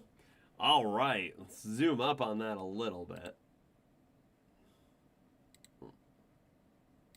Wrong thing. All right. So we had 34-7 Giants over the Eagles. We streamed that on the Dustytron channel last week. Yeah, Jackson Dart just brings so much moxie to this team, and Cam Scatteraboo with 3 touchdown runs in that game. It was nuts. Although with 3 touchdown runs, you can see he didn't get over 100 yards, so it was a lot of short yardage stuff, but he just ran with such power. Then we had the London game. The Broncos struggled to beat the Jets, and that has me a little concerned this week for my Carolina Panthers. The Jets, they are 0-6, but I don't think they're as bad of an 0-6 team as you would think. Their offense was definitely really bad last week, but I think you heard the Justin Fields number that it's like, oh yeah, he had negative 10 passing yards. That's because he got sacked 9 times behind a terrible offensive line. The Jets' offensive line is one of the worst in the league, and the Broncos' defense is one of the best in the league. So yeah, 9 sacks. So I'm still a little concerned that we could fall for a trap game. Plus, we have not won a road game all year this year. All 3 of our victories have come at home.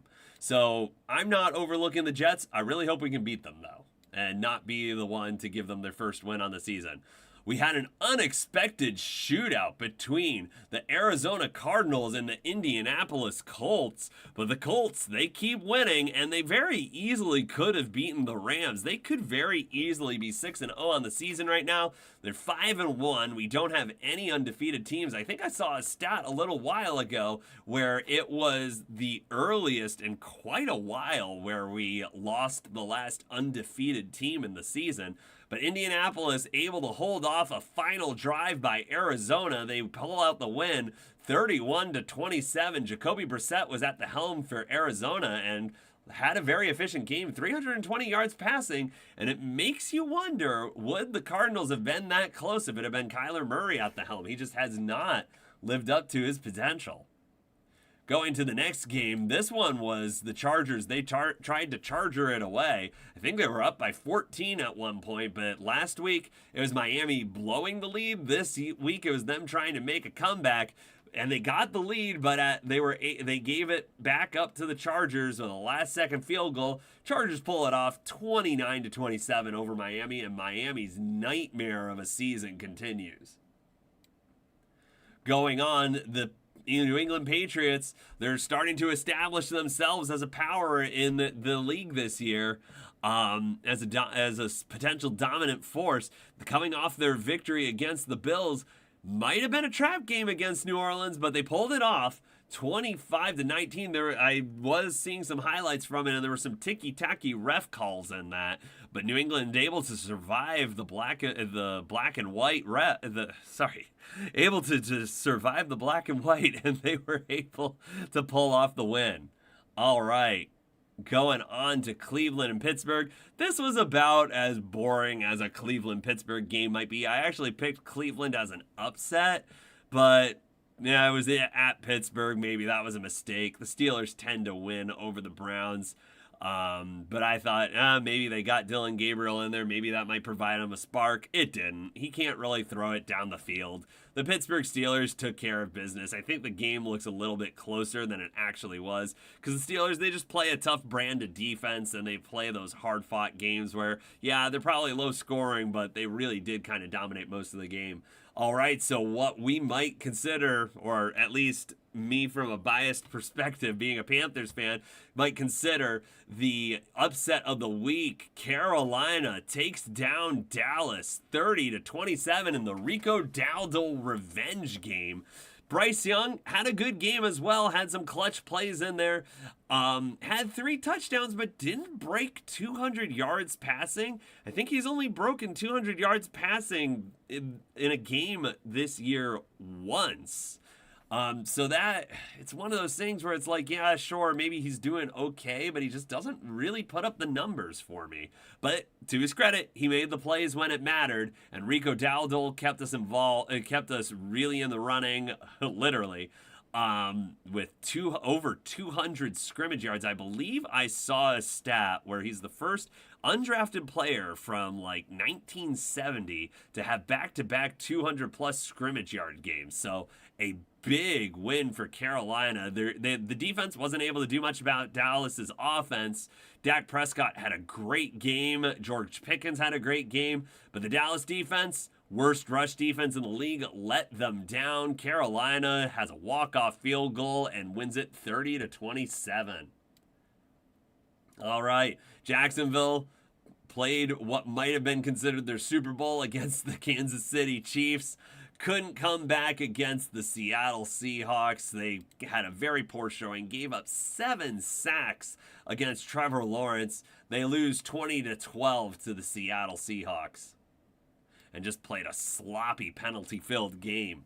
Los Angeles and Baltimore, this one pretty boring. I thought that Los Angeles would be able to take care of business a little bit better against Baltimore, but they did lose Puka Nacua pretty early in the game. He's going to be out for a few weeks with a high ankle sprain, but they do pull off the victory 17-3. We saw Tyler Huntley come in for Cooper Rush during the game, and I always thought that the Cooper Rush signing was a little odd for Baltimore because his style of play is not Lamar Jackson's style of play. I think Tyler Huntley works with the Baltimore offense and being their backup because he is a scrambling type of quarterback, and that's the type of football that Lamar Jackson plays, so he kind of fits into their system a little bit better. The Titans and Raiders, someone had to win this game. Both of these teams are so bad. Pretty low scoring affair. Raiders pull it out 20-10. Ashton Genty with an okay game, 75 rushing yards. But yeah, just overall, I just caught bits and pieces of it there. Didn't really want to watch that one. Pretty sloppy. So the Green Bay Packers, they do take care of business against the Cincinnati Bengals this week. But the game was pretty close for the majority of it. The Packers kind of pulled away in the fourth quarter, but then Cincinnati started to come back a little bit. Packers got a field goal towards the end of the game, which made it 2 possessions, and then Cincinnati wasn't able to really do anything from there. But I wasn't super impressed, and after a really good start to the season, Green Bay's kind of been faltering down the stretch ever since that loss to the Cleveland Browns. So I dropped them a lot in my power rankings this week to kind of compensate for the fact that I had them pretty high. Oh, is it week 8? Oh, yeah. Oh, so you're a Packers fan. Sorry I'm trashing the Packers right now. I actually have a friend of mine who's a good Packers fan too, so that might have I know a decent amount about the Packers, and I streamed their games, so I was kind of like, maybe I was a little biased in that regard. But yeah, I dropped them down to 11 this week, which I think the Packers still, like, if they come up with a decent win this week, I think it'll probably be back in the top 10. But yeah, no, especially since it's in Green Bay, we're not playing well away from home right now, so I would say the Packers probably win that one.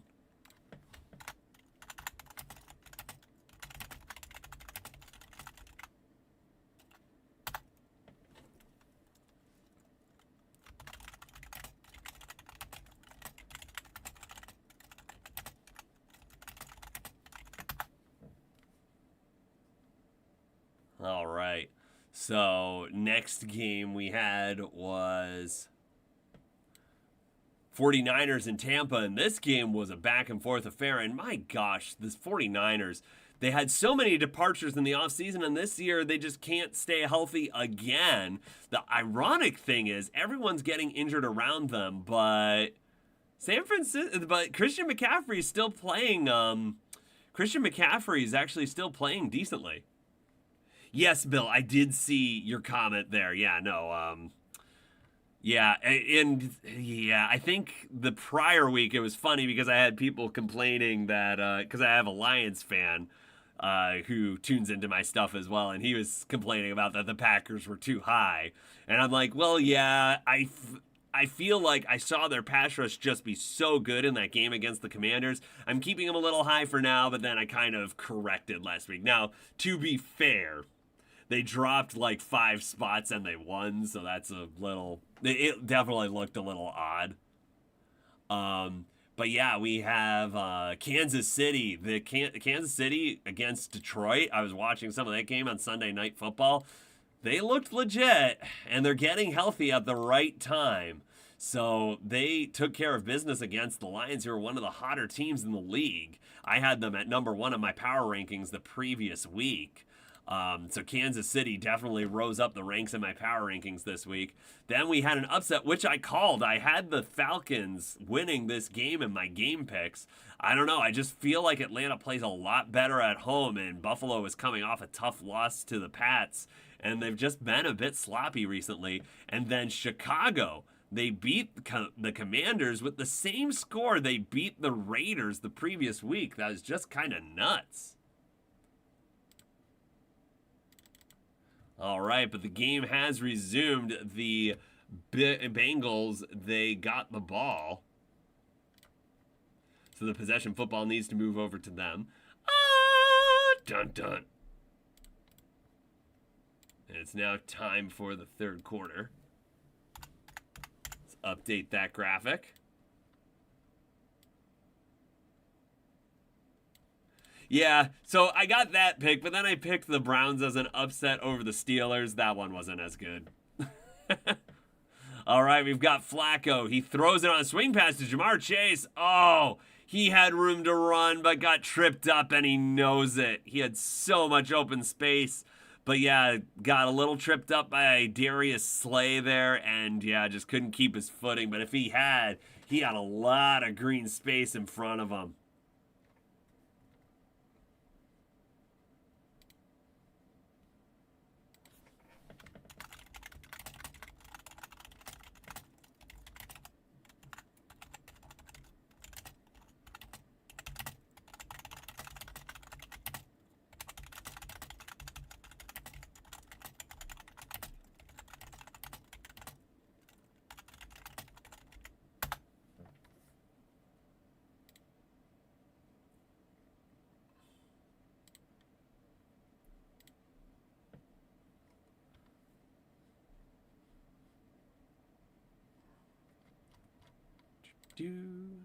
All right, we got a 2nd and 5 here upcoming.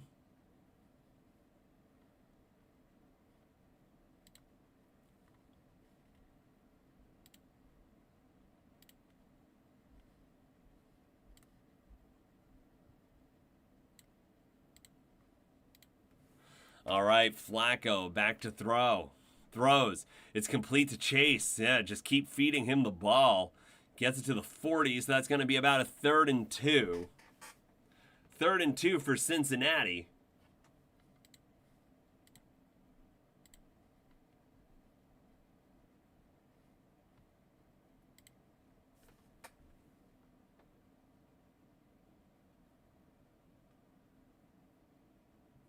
Third and 2 as we wind under 14 minutes left to play in the third quarter.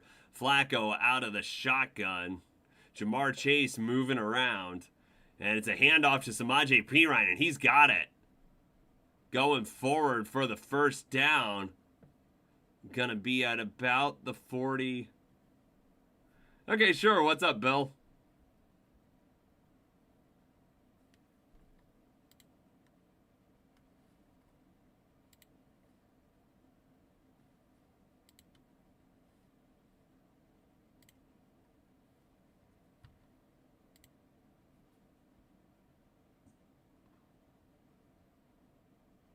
All right, so we got a 1st and 10. Flacco out of the shotgun. Hands it off to Chase Brown. Goes on the left side. Gets about 8 yards on that run. Under 13 to play in the third quarter.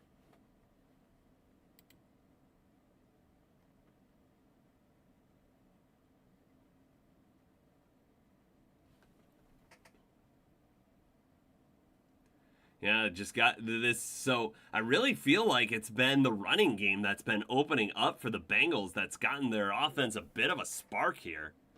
It's keeping the Steelers off balance. And there's a throw, hands it to Chase down at the 32-yard line. So I'm just starting the channel here. This is really my first year doing it full time. And really kind of why I started it is because I just enjoy doing commentary. So I kind of did it to just kind of support me doing this. So I would love for the community to grow. I'm still working on that a bit. But yeah, like I just kind of enjoy doing play-by-play for football games. All right, Flacco out of the shotgun. Throws, it's another completion to Chase, and he's all the way down to the 16-yard line. Yeah, it's just hard to get your videos to stand out. I tried a longer form one and I got like 20 views on it. It's just really hard to get it to catch on the algorithm. So just trying a few different things.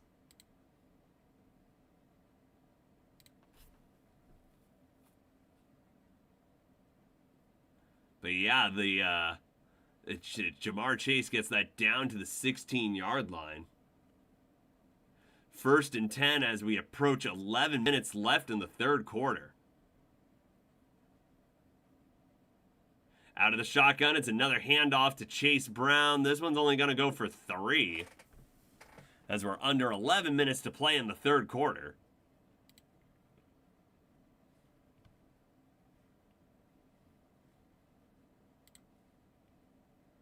But yeah, if you look at all the big YouTubers out there, it takes them like 5 to 10 years to like get their channel off the ground. So this is just year one. This is kind of the beginning. I dabbled with it a little bit last year, but wasn't really doing any consistent content. So, and it might be something where it's like, it doesn't take off and I don't stick with it, but we'll see. Flacco out of the shotgun on 2nd and 7, throws, and he's just going to throw that out of the back of the end zone. Higgins was there, so it shouldn't be grounding. Thanks, I appreciate it.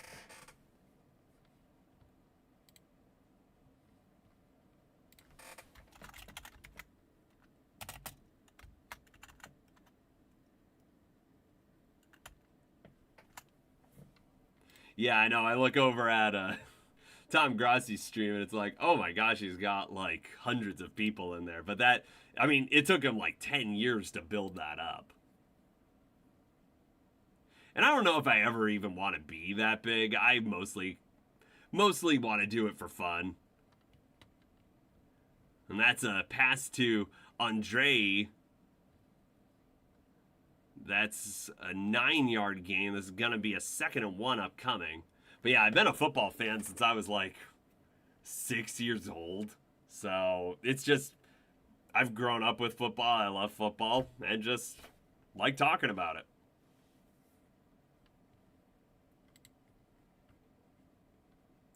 Okay, so sorry, that was 3rd down that last play. It's a 4th and 1.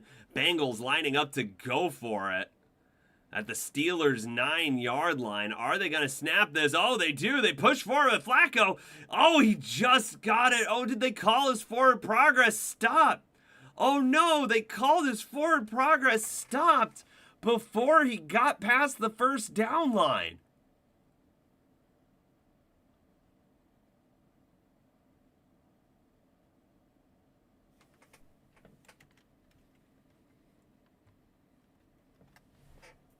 Yeah, I think I'll stick with it as long as I find it fun. If it starts to get tedious, I might let it go, but we'll see. We're in the early stages here. Okay, so the Bengals are challenging something here. They're challenging that the prior play was a 1st down. I don't know. It's like right at the line. It's definitely further than the refs spotted it, but I don't know if that's a 1st down.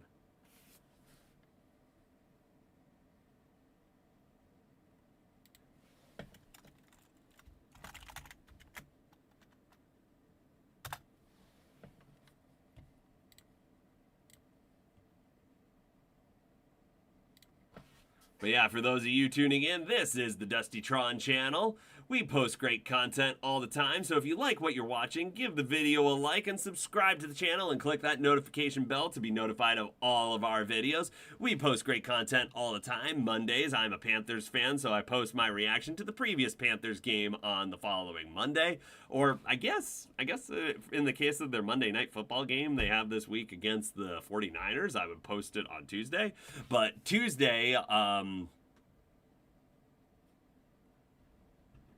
yeah. I got a lot of subscribers from that. I figured you probably came over from the raid, but I appreciate you, coming over on my channel.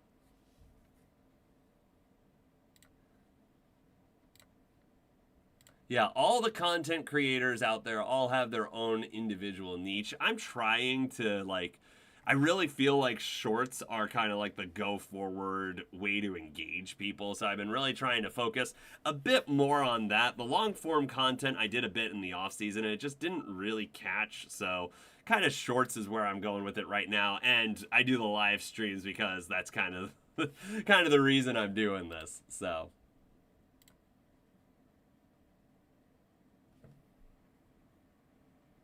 but yeah, we post picks on Tuesdays, power rankings on Wednesday, and live stream Thursday night football on Thursdays. So Bill, are you in any fantasy leagues this year? I have too many. I'm in like 14. Most of them are dynasty leagues though, so it's kind of like you do the off-season stuff and then you kind of just set your lineups during the year. There's not really any free agents to pick up, so you just make sure you kind of set your lineup. All right, we're going to see here. They're sticking with their ruling on the field, so that's kind of a dumb challenge by Zach Taylor there, but yeah, either they got the first down or Zach Taylor challenged it before they actually got the play off, but now it's 4th and inches.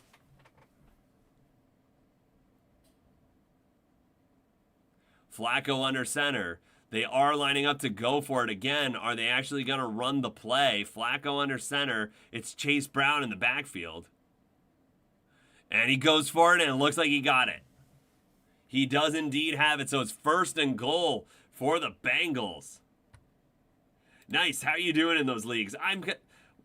With my leagues, I do a diverse strategy, so I usually do well in like half of them, and then I do poorly in half of them. I just feel like this year there's been so many injuries. It's been a lot.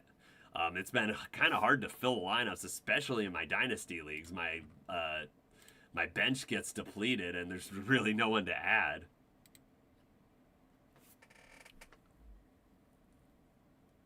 All right, Flacco hands it off to Pirine. Up the middle, and that's about a 2-yard gain.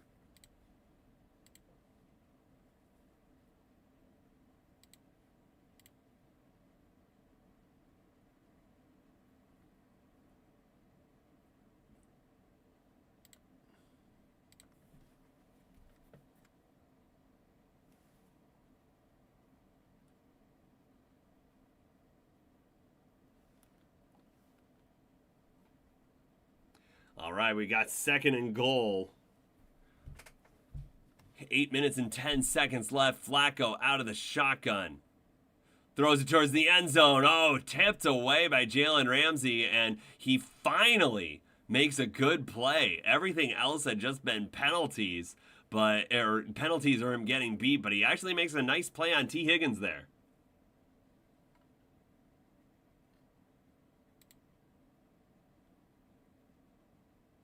Yeah, I mean, I feel like that's just how it happens. You either do really well in a league or you do really terribly in a league. Yeah, because I have a couple where I'm like dead last as well, but then I have a couple where I'm towards the top. It's actually funny. One of my not as good teams is still undefeated. It's like 3rd in points scored, but it's like, for some reason, people just keep not putting up points against me. So I'm like 11th in points allowed on the year. And that was Flacco on 3rd down. He rolled out to the left and just dirted the ball. Didn't have anything. And now it looks like the Bengals are just going to come out for a field goal.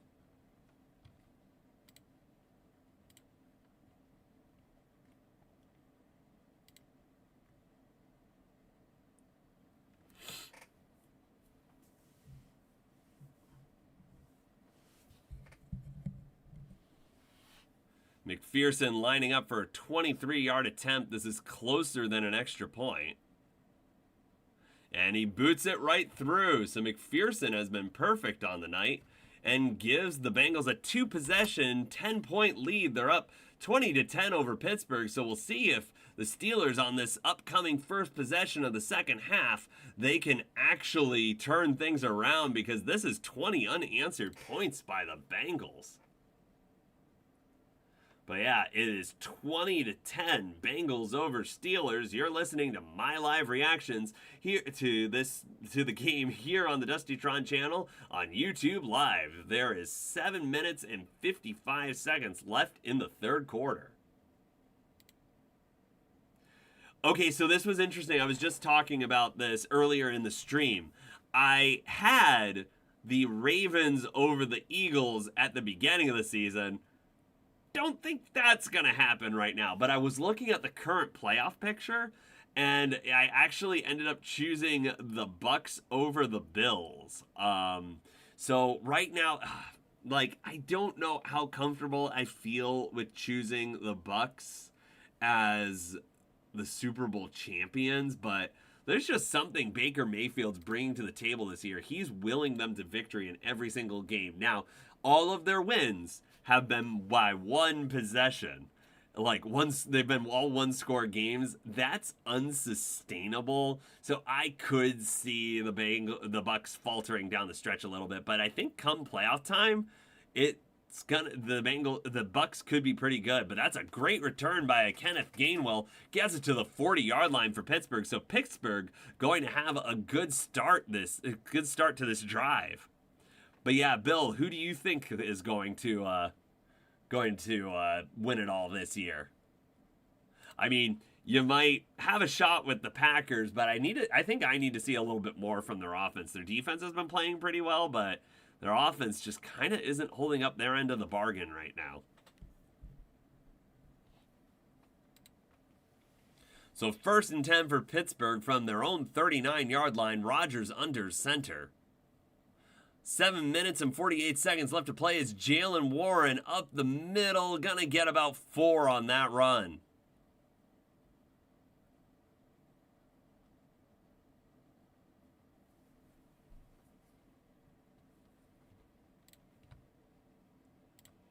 So we've got a 2nd and 5 upcoming as we tick under the halfway mark in the third quarter.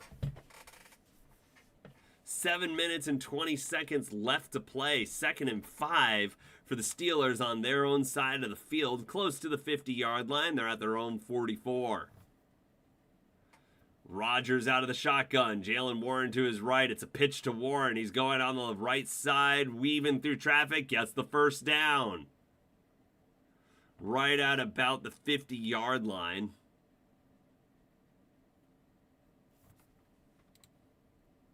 So the Steelers, they've got 1 first down, and they're already at the 50. So it was a great return by Kenneth Gainwell.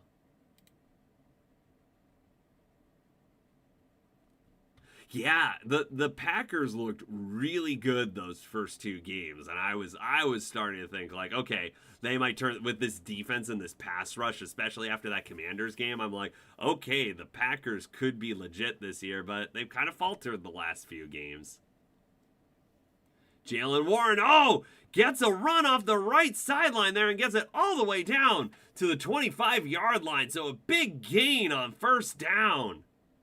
Yeah, the Bills, though,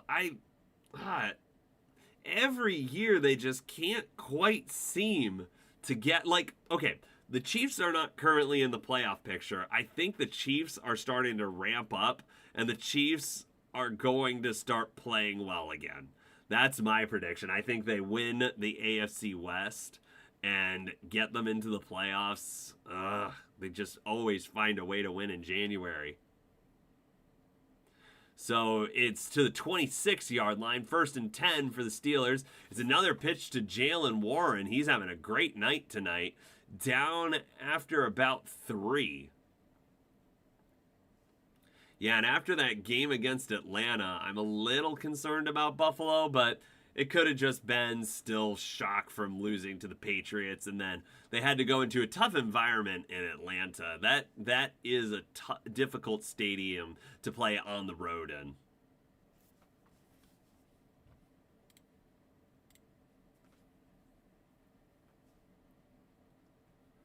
All right, sounds good, Bill.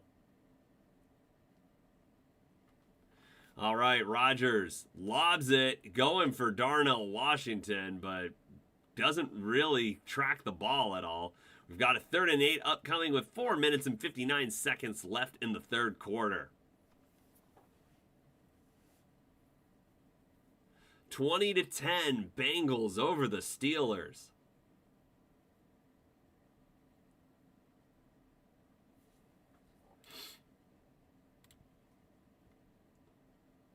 For those of you tuning in, this is the Dustytron channel on YouTube Live. You're listening to my live reactions to Steelers over Bengals. We have a 20-10 game, Bengals over the Steelers at home.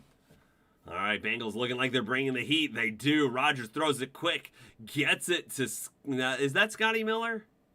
No, that's Roman Wilson. And it goes for about 15. Yeah, so the Bengals bring the heat.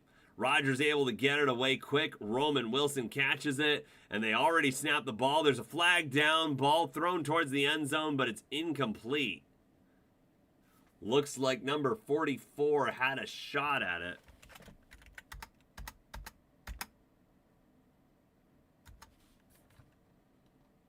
That's Demetrius Knight Jr. Had a shot at it, but couldn't pull it in. But it does look like the type of flag where it might have been too many men on the field for Cincinnati. Let's see what the ruling is.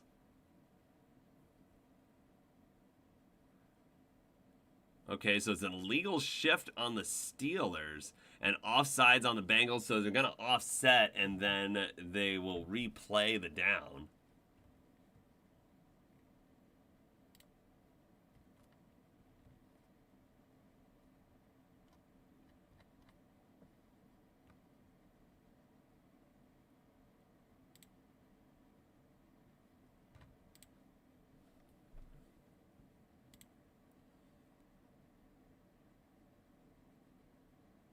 So yeah, the Steelers are trying to get up to the line quick and catch the Bengals off guard, but then performed an illegal shift.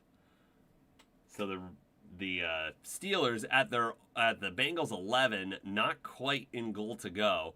It's a fake reverse to Jonnu Smith, and then they throw to Darnell Washington, who's gonna lose about 5.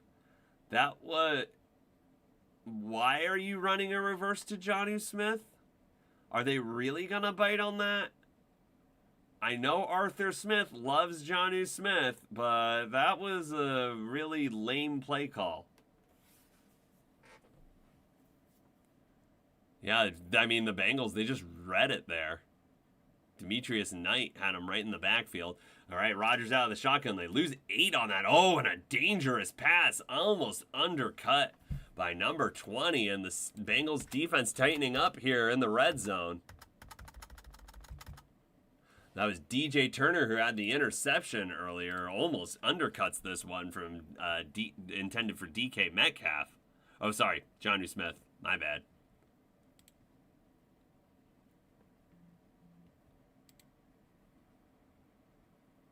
Oh, but DJ Turner now looks like he's down. Having an issue with his right calf. Hopefully he's okay. And I never moved the possession football. Shame on me. Ah, dun dun.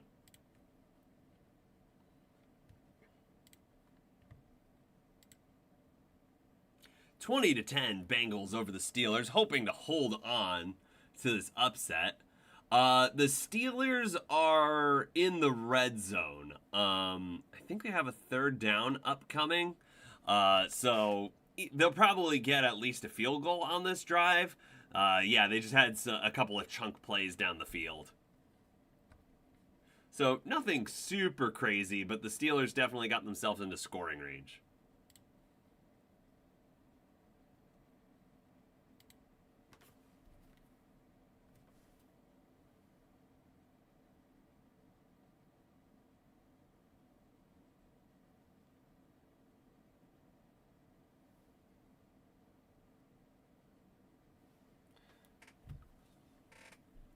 All right, yeah, so it's a 3rd and 18. They had a really bad first play, a screen pass to Darnell Washington, 8 yards behind the line of scrimmage. Oh no, not the Steelers defense. Rodgers throws. Oh, he's got his man Freiermuth in the end zone for a touchdown. So 3rd and 18, you're thinking that they're going to just go somewhat conservative and go for the field goal. Rodgers goes into the end zone, and that is 6 points for the Steelers. Getting back in this one.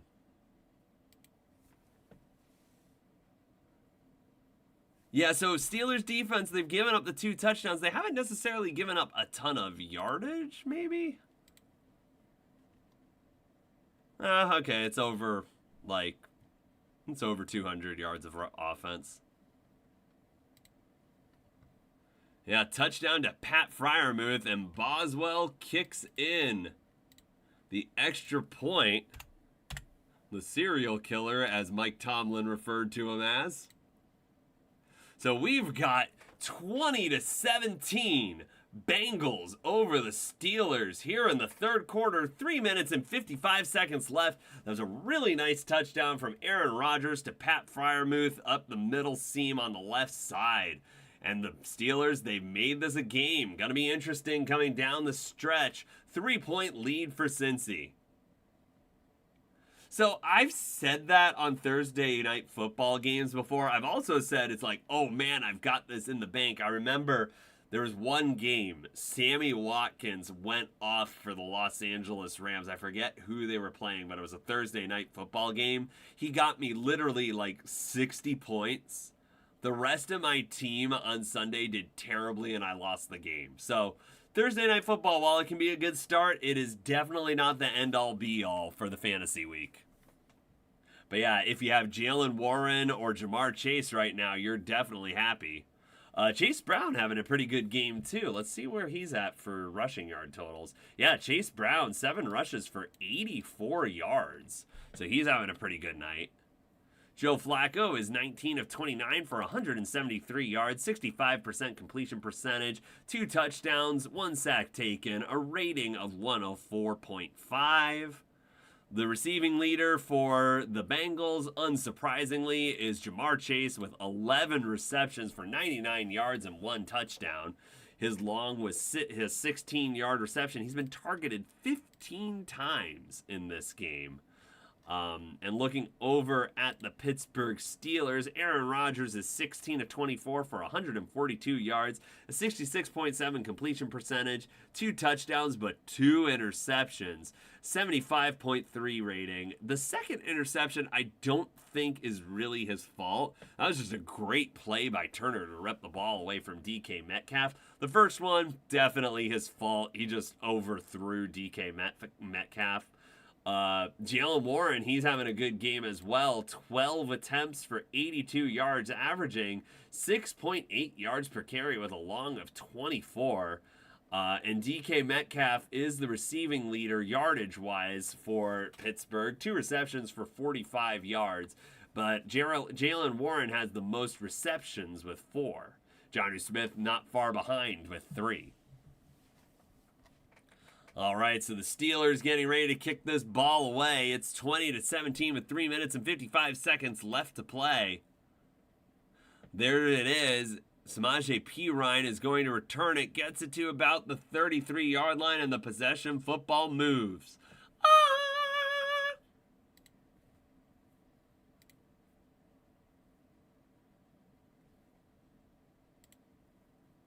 So we'll see what the Bengals can come up with right now.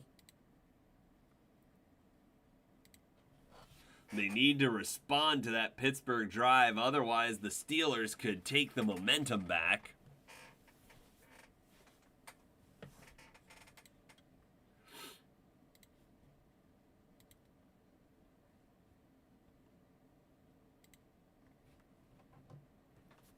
3 minutes and 49 seconds left to play in the 3rd quarter. We've got ourselves a game. 20-17 Bengals over the Steelers. Flacco out of the shotgun, throws a swing pass to Chase Brown, and the Steelers are there. That's a 2-yard loss, maybe even 3. The Steelers swarmed to the ball there. Chase Brown had nowhere to go. There were 3 Steelers in the backfield.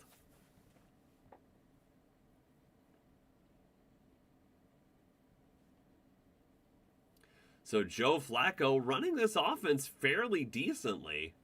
You gotta wonder how much better Joe Burrow would be running it, though.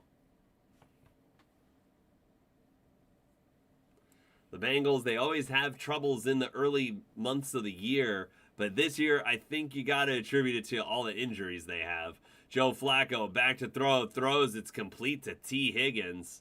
He's going to get a few on that. It's going to be, well, actually, it's a more sizable game because they were 3 yards behind the original line of scrimmage. I didn't see it, but I heard about it. No, and the way that the new rules that are allowing the K balls, the kicking specific balls, like kickers are drilling these kicks. I think it's not going, if the rule stands, I think you're going to see a 70-yard field goal before long. We saw it in preseason. I think you're going to see it soon. Oh, it's Flacco. Oh my gosh, he gets a huge pass to Andre down at the 25-yard line. What a play.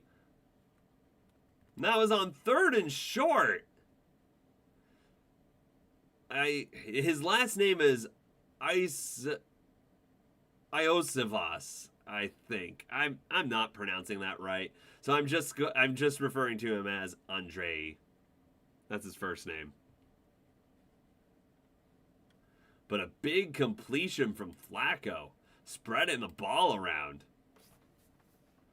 And there's Flacco. Throws underneath to Higgins. And he's going to get it to, I believe that's the 19-yard line of Pittsburgh. About a 6-yard gain there. We've got a 2nd and 5. So this is a great drive by the Bengals to respond to that drive from the Steelers.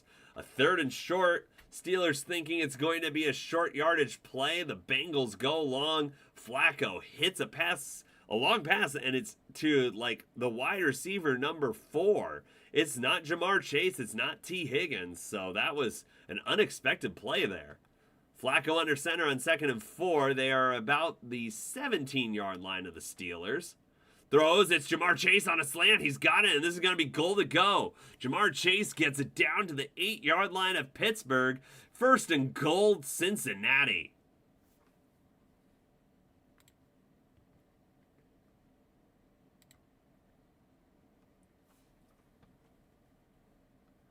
Yeah, and the Bengals, they've been very successful being able to hit those quick slants today. Higgins got one and took it to the house for about a 25-yard touchdown. They've gotten Chase a couple of times on it. Their tight ends a couple of times on it.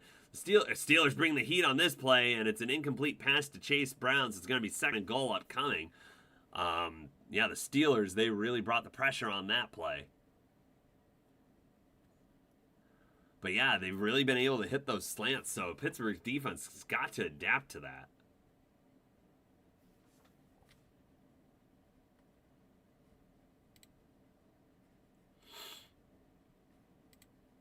Time winding down in the quarter, only 23 seconds left in this 3rd quarter, 20-17, Bengals over the Steelers. Hey, yeah, I mean, if Cincy can score here, it's a handoff to Chase Brown. He's down to about the 5. 3rd and goal, and that's probably going to run out the 3rd quarter. Still very much anyone's game, but we've got Cincinnati knocking on the door. 3rd and goal upcoming when the 4th quarter begins. You are listening to my live reactions here on the Dusty Tron channel on YouTube Live.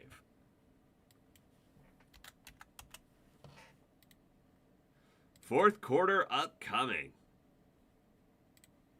So just looking a little forward to next week. We've got this game right here where I did pick Pittsburgh to win. Cincinnati's kind of pulling a New York Giants last week against the division rival, but the Giants pulled away with that game. The Bengals have not quite been able to do that yet, but a touchdown here on this drive would be huge. Continuing onward, The London game is the Rams at the Jaguars. I have the Rams winning that, but the Jaguars tend to play well in London. So it would be interesting to see if the Jaguars can respond from their bad game against Seattle last week and come up with a victory over the Rams. The Rams, who will not have Puka Nacua in that game. The Saints and Bears. I picked the Saints as an upset pick. I'm not convinced of the Bears. They've had 2 games in a row where they've won it by 1 point, and the Saints have shown resilience. They play hard for being not a very good team. I think they're due for one, and I think New Orleans could beat them. That's one of my upset picks this week. Miami, I had the Browns. I believe I did pick them over the Dolphins. I think the line in that is pretty close, so I don't even think I did that as an upset. Yeah, Cleveland's just 2.5 point favorites there, so I didn't even mark that as an upset. The Patriots should hopefully take care of business against the abhorrent Titans. Just so sloppy. Somehow they beat the Cardinals 2 weeks ago. Utter disgrace that the Cardinals gave that lead up. The Chiefs I have defeating the Raiders this week. The Eagles I have getting back on track against Minnesota, but Minnesota is at home. So the Vikings, Carson Wentz has run that offense decently. I have yet to hear if J.J. McCarthy is going to play in that game, but honestly, I think Wentz is the better option at this point. Oh, sorry, Bill, I just noticed your I am here. North and South. The North is tough. The North, Vikings aren't going to be in contention for it. I'm not a believer in the Bears right now because everyone forgets last year the Bears were 4-2 and then finished the season like 5-12. So they sometimes have a decent start to the season and then just the wheels fall off. I think that's going to be the Lions who pull out that division. I think the Packers will be second and probably like a number 6 seed in the playoffs. We do have the 3rd and goal play here. Flacco throws! Wide open touchdown to Noah Fant! Noah Fant for the touchdown, and the Bengals respond to the Steelers' touchdown with one of their own. In NFC South, I'm saying it's the Bucks. The Panthers aren't going to pull it off. If the Panthers get into the playoffs somehow, it's going to be like as the 7th seed. I think the Bucks are actually good, and I think they're going to get that division.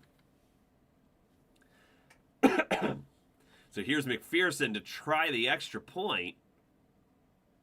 They score 3 seconds into the 4th quarter, and there it is. So the Bengals reclaim their 10-point lead.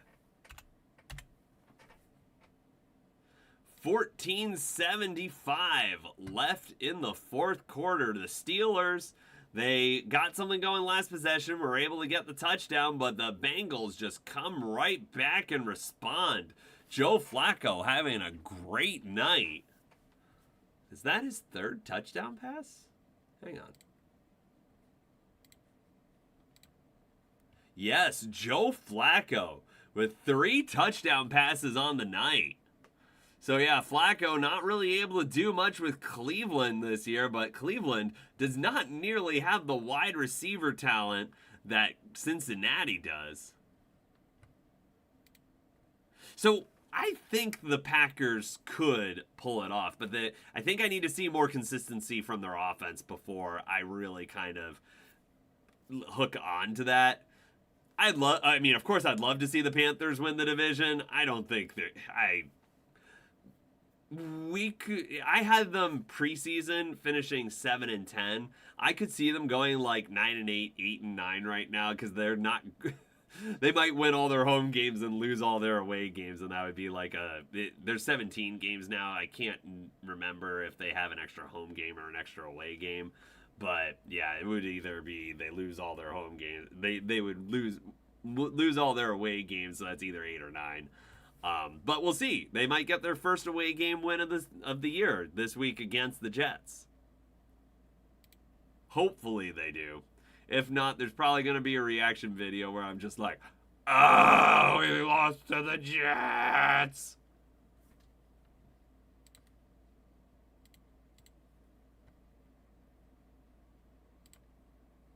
All right, the Steelers starting from their own 27-yard line. 1st and 10 with 14:51 to play in the fourth. It's a toss over to Jalen Warren on the right side. Oh, he's got a huge hole, and he's galloping. He's in Bengals territory all the way to their 35-yard line. Huge play for the Steelers to start this drive, and we may have a shootout of a fourth quarter on our hands. And this possession football, it needs to go over to Pittsburgh. Ah, dun dun. But yeah, just some good solid running there and good blocking. So, Bill, I don't have it that way in my power rankings right now, but I've been I really do think the Jets are better than the Titans. The Titans have just played really sloppy. The Jets have had a lot of one-score losses where they've at least been fighting in them. Oh, here's a play to Freiermuth. That's going to get like another 15 to 20.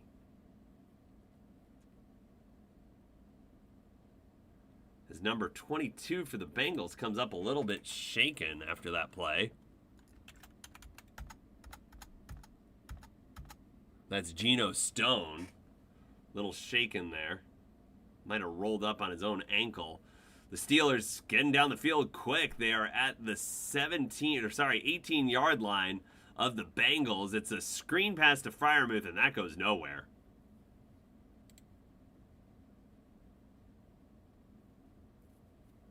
Rodgers not happy with it.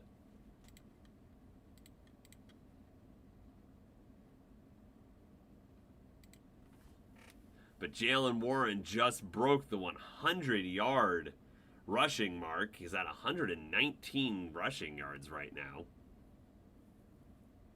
Yeah, Titans should be winless. So, I mean, really, I should have factored that into my power rankings, and the Titans should have been the bottom. But, yeah, I do think the Jets aren't as bad.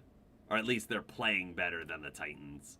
All right, that's a short pass to Metcalf. He gets about 4, so there's going to be about a 3rd and 6 coming up. Steelers, they really want a touchdown on this drive. Respond quickly to that touchdown that the Bengals got.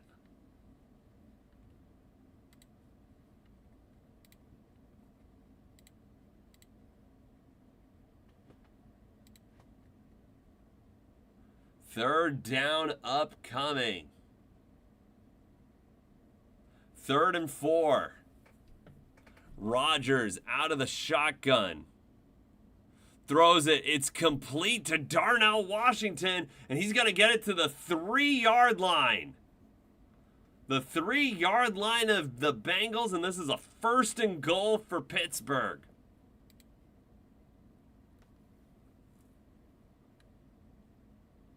Yeah, Washington moved from the right side of the line over to the left.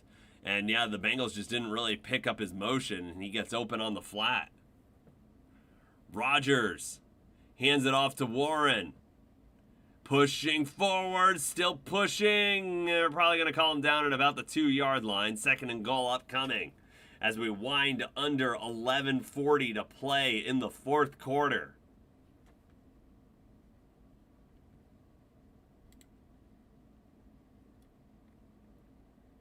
For those of you watching, thanks for tuning in. Thanks for spending some of your evening with me as I share my live reactions to the Steelers at Bengals on Thursday Night Football. So it's actually funny. I will tell you the story of that after this drive. Rodgers throws. Oh, he's got it! Darnell Washington for the touchdown! And so the Steelers respond right away. That was a very fast drive downfield. And we could have a crazy fourth quarter on our hands. Yeah, so they don't run on 2nd and goal. They throw it, and Darnell Washington gets open, and that's a touchdown for Pittsburgh. So Boswell on to attempt the extra point, and it is good, and we are back to a 3-point lead for the Bengals. 27-24, Bengals over the Steelers here on Thursday Night Football. You're listening to my live reactions here on the Dusty Tron channel on YouTube Live. Yeah, I know. Touchdown again. We're getting a lot of scoring here down the stretch. But yeah, Panthers fandom talking about this. So I started watching the NFL when I was about like 6 years old back in 1995 when the Panthers and Jaguars were expansion teams. My brother, he chose the Jaguars as his team and I chose the Panthers, and we kind of just stuck with the teams. I did grow up in New York though, so I'm a secondary Giants fan, so I follow the Panthers and Giants. The Panthers, I'm a passionate fan about the Panthers. The Giants, I'm a bit more of a casual fan with the Giants, and I enjoy when they do well, but I just kind of laugh when they do poorly because their organization is so dysfunctional. They are so ridiculous. They've had so many choke games. It's ridiculous. But yeah. Definitely during the 2 Super Bowl runs they had with Eli Manning, I was definitely cheering for the Giants, especially because they beat the Patriots the both times. The Patriots are my second least favorite team because they beat the Panthers in Super Bowl 38. My least favorite team is the Denver Broncos because of Super Bowl 50. So I hate everything to do with the Denver Broncos. They're the worst. It's actually funny in my game picks video, anytime I have to choose the Broncos. Oh, I might have forgotten to do it this week. I think I did. I usually put like a little cursing emoji with a bleep in there because I don't want anything to do with the Broncos. I don't want the Broncos to do well at all. I despise that team.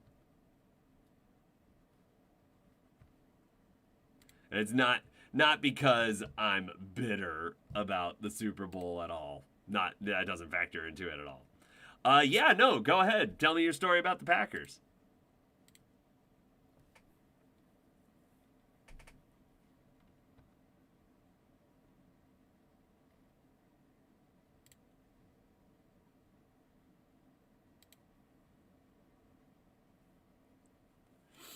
For those of you tuning in, this is the Dusty Tron channel. You're listening to my live reactions to Steelers at Bengals on Thursday Night Football. If you like what you're seeing, give this video a like and subscribe to the channel and click that notification bell to be notified of all our videos. We post great content all the time. Game picks, reaction videos. Oh, this is a bobbled punt, or bobbled kickoff. Goes into the end zone. We've got 11 minutes left to play in the fourth quarter. I believe this is a touchback if I'm not, excuse me, if I'm remembering the dynamic touchback rules correctly. I believe this comes out to the 20 because a player touched it first and then that's theoretically it landing in the landing zone. It landed in the landing zone and then went into the end zone. So that's a touchback that comes out to the 40 rather than if it just went into the end zone and it comes out to the 35. Which I actually think that I was a skeptic of the dynamic kickoff for a while. If you listen to any of my streams last year, I definitely talked about that.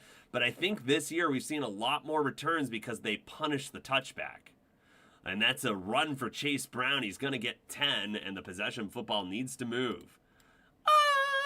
Dun, dun.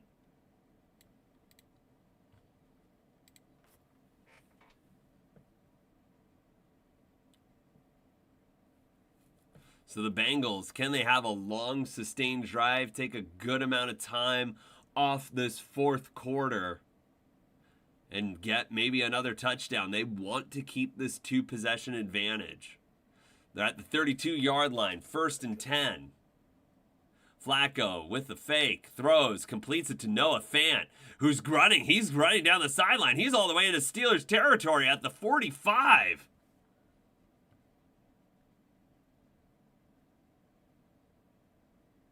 Oh, that's hilarious. Yeah, so you've got an in-family rivalry between the Bears and the Packers. That's definitely an intense rivalry, especially because it's in division too. So there's a lot of bad blood between those two franchises. Aaron Rodgers always mocking them, saying that he owned the Bears, which, I mean, he did. His career record against them was ridiculous. All right, we've got a 1st and 10. Flacco back to throw. Tried to go long. Got his pass tipped. I don't think that's a fumble. I think that's going to be an incompletion. Yeah, they already rule it as such. The Steelers scrambled after it as if it was a fumble, but it's ruled an incompletion. 2nd and 10. 9 minutes and 36 seconds left in regulation.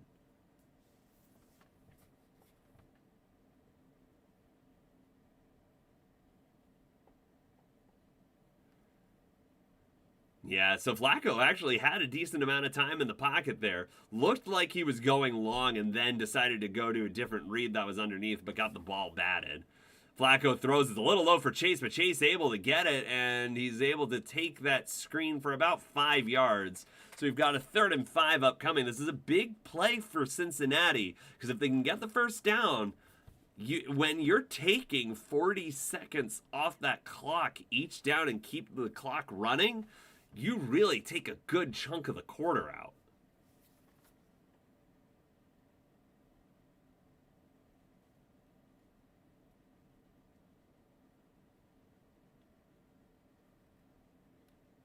All right, we've got Joe Flacco out of the shotgun, throws, gets it to Chase. He's got the first. He's got more to the 25 of the Steelers and down to the 23. So we're seeing this pendulum back and forth. Both teams starting to just go down the field. Maybe both defenses are getting tired.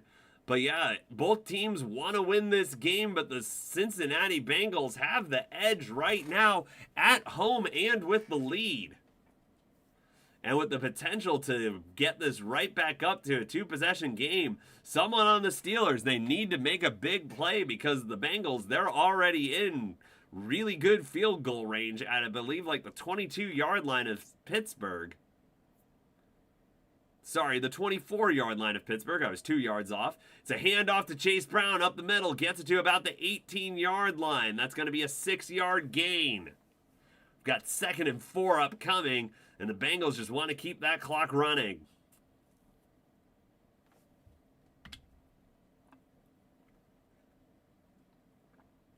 Yeah, I know. I wasn't really expecting this to be that good of a game, but I mean, every game except the Commanders and, which is funny.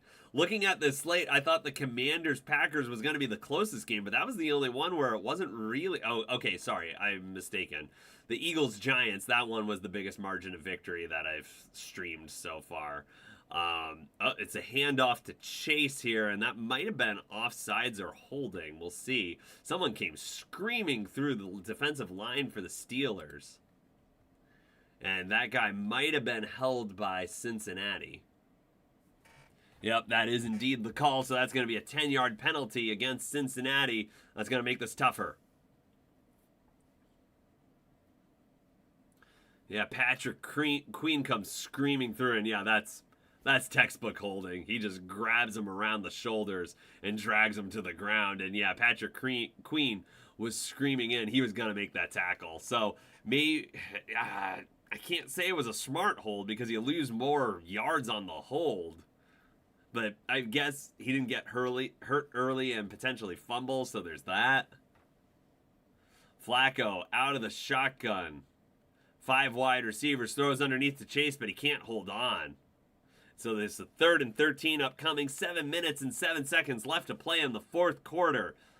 Can the Bengals hold on for the upset, or will the Steelers take this game away from them and get to 5-1 on the season? Bengals, they started out 2-0, have lost 4 in a row. Really trying to correct things here at home against a bitter division rival in the Pittsburgh Steelers. Okay, I'll keep that in mind, Bill. I only say mean things about the Broncos. Flacco throws, trying to get Higgins. It's incomplete. Is it clean? Joey Porter Jr. Okay, I should say, I only purposely say mean things about the Broncos and the Patriots. I don't like either of those. Kind of mutually fighting for the ball, and it was a bit out of reach. I'm glad there's not an interference call on that. I really don't think there's any world where T. Higgins gets that ball. So we've got a 4th and 13 upcoming.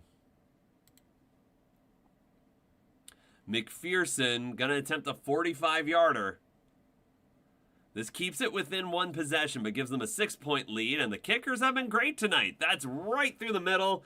It's good. The Bengals, I was about to say Steelers there for a second, but the Bengals get 3 and extend their lead to 6. 30-24 heading down the stretch here in the fourth quarter. Oh, I know. Brandon Perna would be so mad. Yeah, I watch his videos, and I'm usually just like, screw you, Broncos.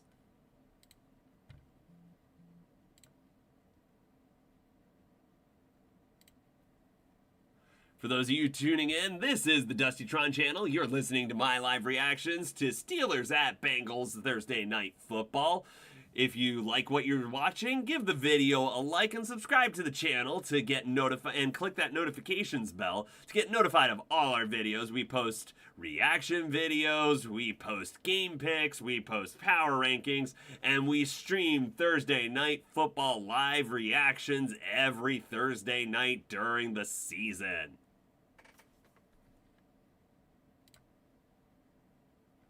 An exception might be Thanksgiving. I might not be around to do that. Haven't figured that out yet. I might supplement that with an extra stream on, I believe it's Monday, November 12th. The Panthers have a primetime game for the first time. Okay, I guess technically they had a Thursday Night Football game in Bryce Young's rookie season, so it's only been 2 years, but they don't generally get primetime spots. So that's what I'm doing for this season to keep it consistent. I'm creating like a consistent schedule for myself right now. So I'm doing Thursday Night Football games right now, but if there is a really good matchup, I might consider doing an extra one, but that's kind of been my goal for this season, every week to do one, and I chose Thursday Night Football.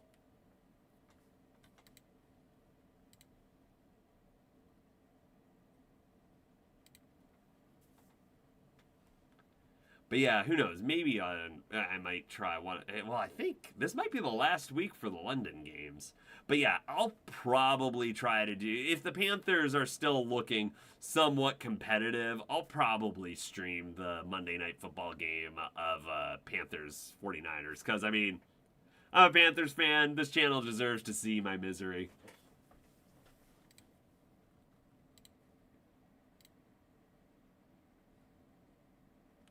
Oh yeah, Packers versus Panthers. Is that a midday game? I don't know if I'd be able to do midday. I'd have to see what time that one is. And there's McPherson. Kicks the ball off. And there's the run back. Gets it to about the 39-yard line.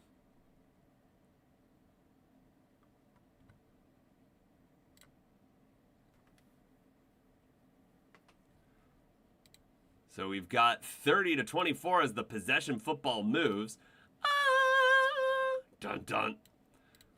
The Steelers, they had a great drive, a really quick drive down the field too, but this is a one possession game now. 6 minutes and 52 seconds, plenty of time. Yeah, I'll consider it. I'll have to see when exactly that is. Yeah, but I think you're right. It might be week 8.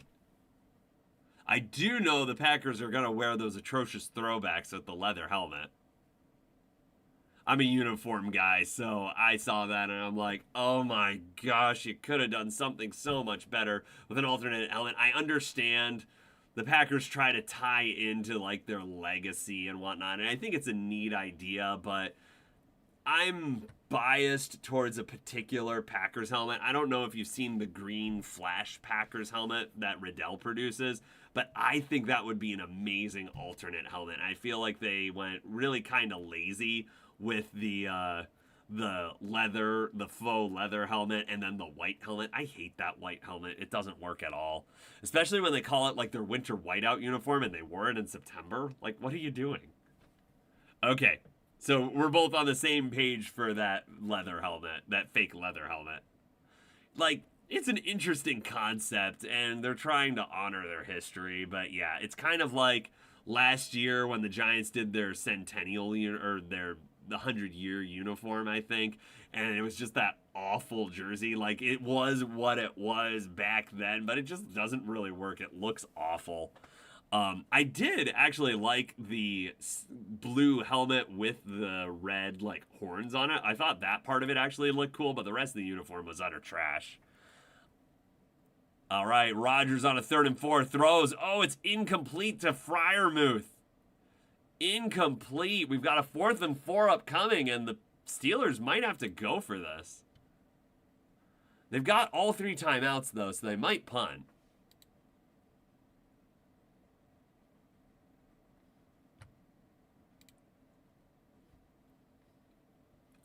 But yeah, let me see if I think I downloaded and showed that flash helmet a little while ago, so it might still be in my downloads.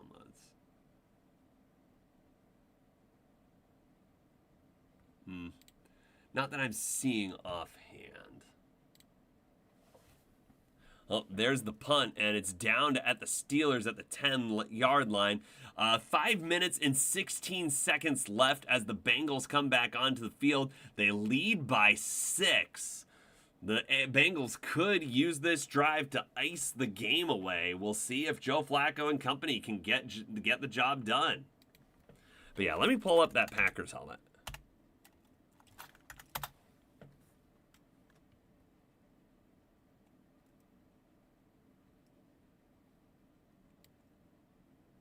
Green Bay Packers flash helmet.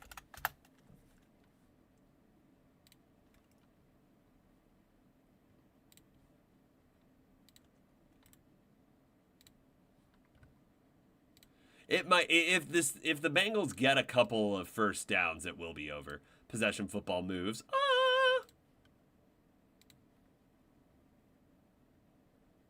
But yeah, I don't have enough faith in the Bengals to close it out. But they have the potential to do so on this drive. Did I not save that? Oh, hang on.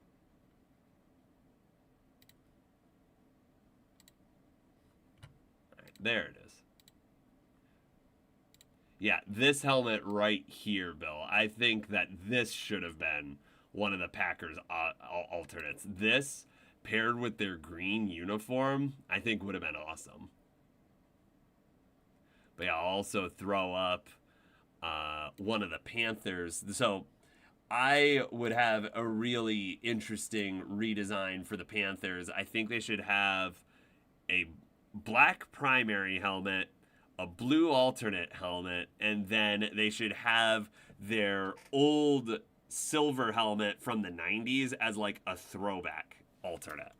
That's how I think they should do it. But they did a poor execution. Like, their black helmet's okay. I really don't like that they made it black. I am a huge fan of gloss over matte finishes. So you can see that Packers flash helmet, that is a gloss finish, and it just looks so much better than the matte finishes, in my opinion. But yeah, let me see if I can find this. Carolina Panthers flash helmet. Yeah, this one I think is legit.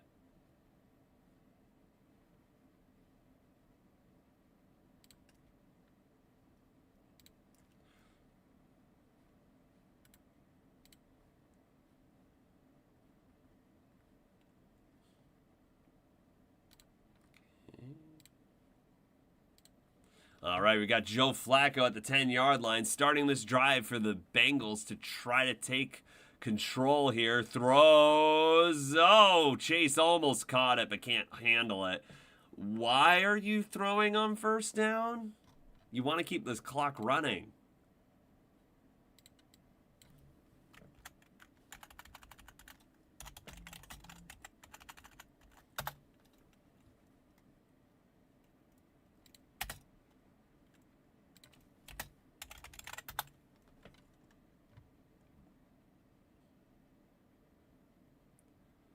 All right, so I'm not going to get the right picture of it because everything just brings up their current black helmet, which I don't like. I mean, it's not bad, but the logo just kind of blends in. Oh, it's a keeper by Flacco, and he's going to get 12 yards on this.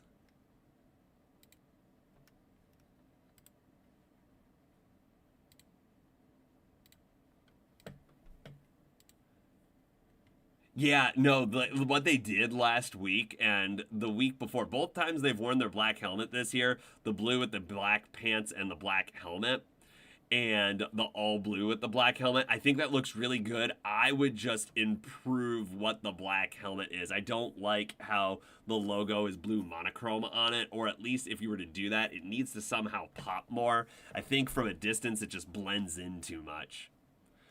There's Flacco, fake handoff to Chase Brown, throws. It's intercepted out of bounds, but that's not going to really count for much.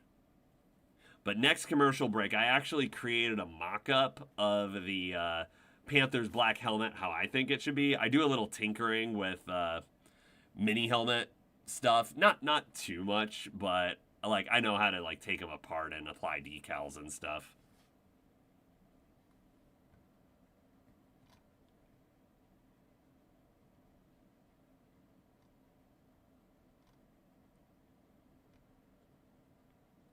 All right, 2nd and 10, 4 minutes and 21 seconds left from their own 22. Oh, Flacco's gonna go down. He gets sacked.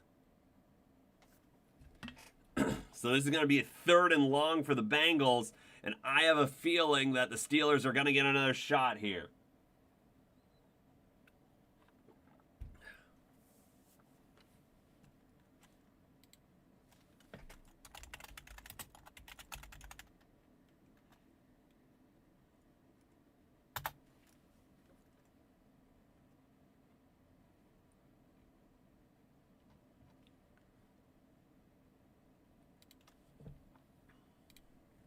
All right, Flacco out of the shotgun, 3rd and 18, and they just do a give-up play to Pirine.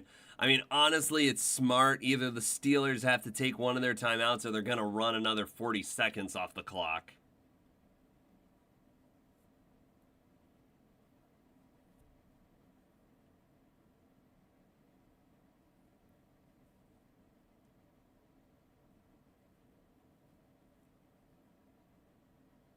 Who will win?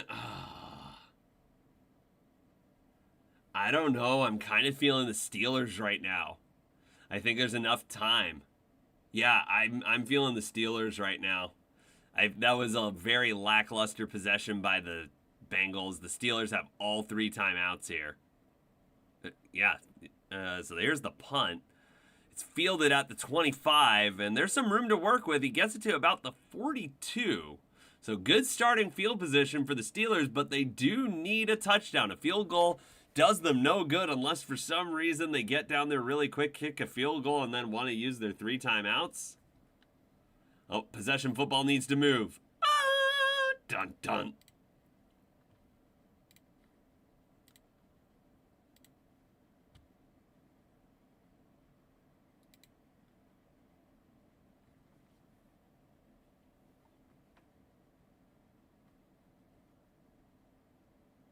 2 minutes and 46 seconds left to play in regulation.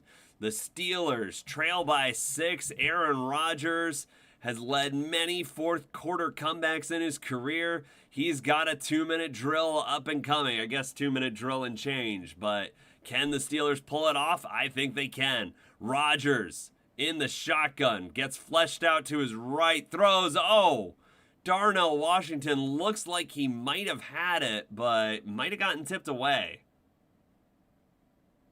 That is very true. Because with how the teams have been going up and down the field, they also got to use some time off this clock. Let's see here. Oh, yeah. Yeah, the pass gets tipped away by Wilson, so that's a great play by the Bengals linebacker.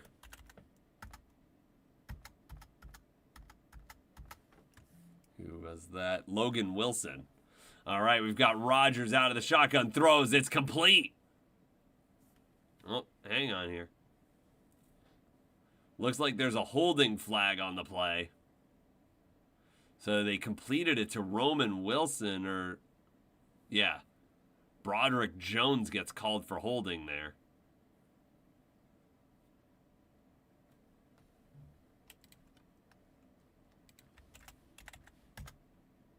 Yeah, Broderick Jones. That's unfortunate because that negates a big gain there for the Steelers. So 2nd and 20 with 2 minutes and 31 seconds left. That's going to be hard. They've backed themselves up into a hole.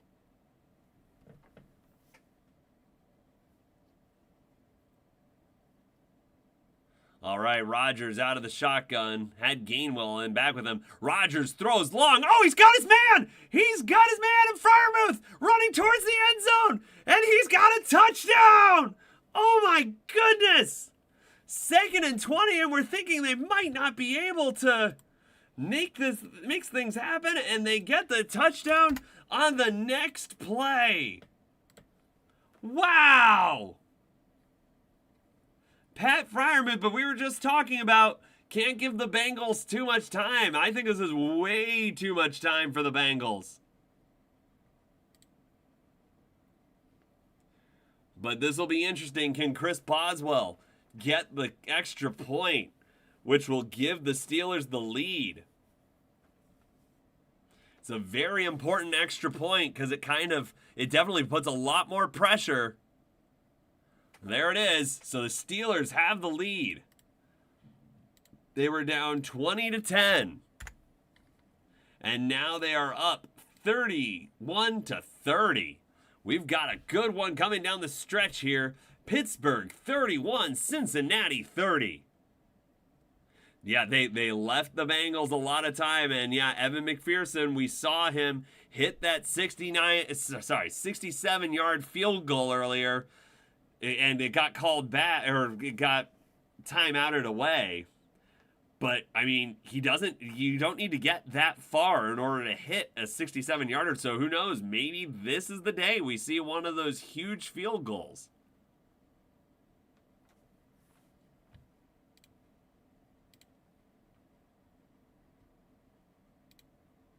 For those of you tuning in, we just witnessed the Steelers take a 31-30 lead on a 60-plus yard touchdown to Pat Freiermuth. The Bengals just kind of lost track of him, and he takes it all the way. We've got an interesting one coming down the stretch. 2 minutes and 21 seconds left. Bengals have 2 timeouts. Steelers still have all 3. So even if the Bengals score, if they don't take a lot of time off the clock, the Steelers might still have a chance. And that one is returned to the 30-yard line. So the Bengals need about 30 yards to get into field goal range. I mean, depends on what you're considering field goal range here. So that'd be the 40-yard line. That's 50 with the end zone added. Yeah, you're talking about like a 57 to 60-yard field goal at that point of the field. 1st and 10 with 2 minutes and 15 seconds left. Oh, possession football needs to move. Dun dun. Bengals trail by 1 to Pittsburgh. Here at home in Cincinnati, can they pull off a win for their fans?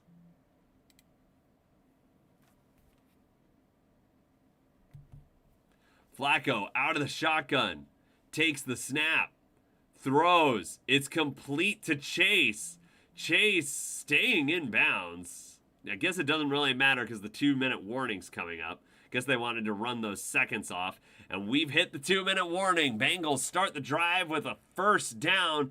Evan McPherson, this game is most likely going to come down to his leg. It's 31-30, Steelers over the Bengals. You're listening to my live reactions here on the Dustytron channel on YouTube Live. All right, now that we finally have a commercial break, I'll show you my mock-up for what the Panthers' black helmet should be.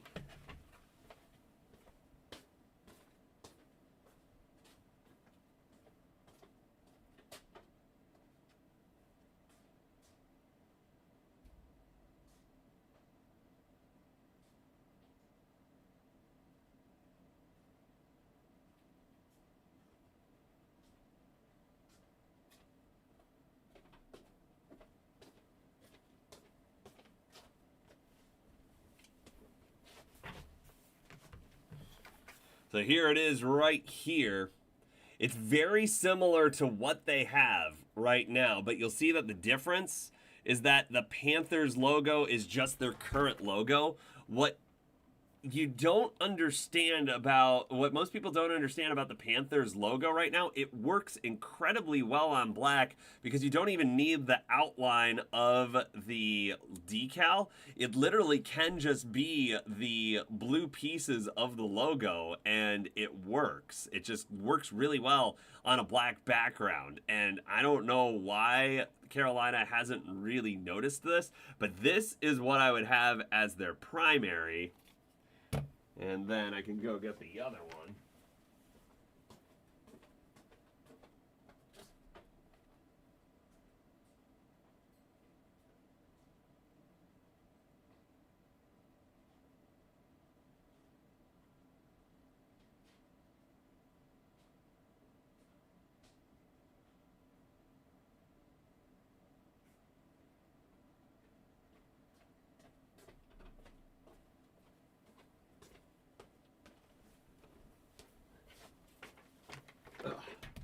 But yeah, this would be their secondary.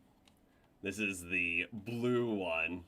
And I don't know if I'd go with the silver face mask. I might do a black face mask instead of that, or maybe go really crazy and do like a Panther blue chrome face mask.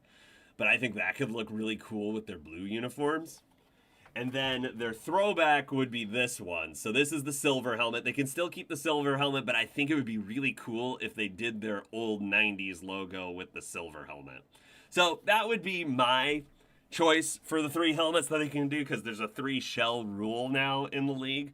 But that's how I would do it. All right, we are back. Flacco's got it. Gets it to Chase again, and he is already in field goal range, getting it to the 36-yard line of the Steelers. So now they're in field goal range, and you're kind of playing the game where you want to run as much clock as you can and have the field goal be the final play of the game. But Steelers have 3 timeouts. Can they get it done? Jamar Chase does make a mistake here going out of bounds. Could have made the Steelers use one of their timeouts, but they don't. Probably just should have slid down in bounds. So the Steelers bring heat here because they're expecting the run. Chase Brown only going to get about 2. And if you're Cincinnati, you probably, like, McPherson's got a leg for sure, but you definitely want to try to get a little bit closer here. That's going to be Pittsburgh's first timeout. They're stopping the clock with 1 minute 47 seconds left to play.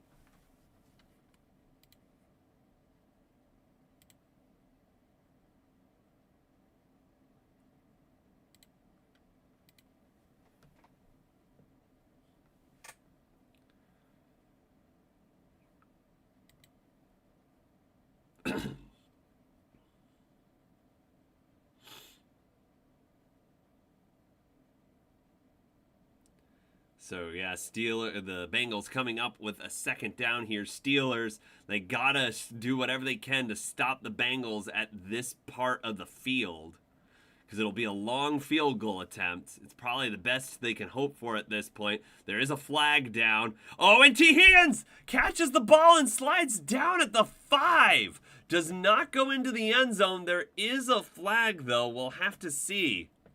So they're at the 35, and they just got a completion to the Steelers' 5. We'll have to see what the penalty is, though. There is a flag on the play. T. Higgins slides down to keep running clock.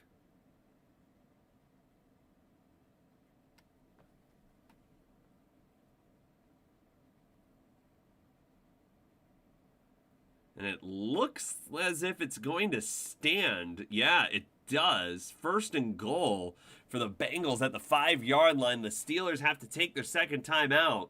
So let me think this through. They run one play, take time. They're going to be able to run off another 80 seconds. That is not quite enough for them to run the clock out entirely, but they'd be able to run it off a good deal. So the Steelers, yeah, okay, so Flacco, he just kind of goes over and kneels down to get McPherson where he wants the ball. The Steelers are going to take their final timeout at 1 minute 37 seconds. got second and goal upcoming, but all the Bengals are doing at this point is to try to run the clock out to give McPherson a walk-off field goal. It won't quite be walk-off. There'll probably be like 17 seconds left. Yeah, no, this isn't gonna be great for Pittsburgh here. This is not, yeah, the chance of the Bengals winning, according to like next gen stats, there's okay, Flacco's trying to take some extra time off the clock there before he kneels it, which is smart, yeah, because they don't quite have enough to run it down all the way, but he's also got to be really careful with that to not accidentally get hit. So they're going to be able to run this down another 40 seconds. It's a minute 10 right now. We're approaching 1 minute left in regulation.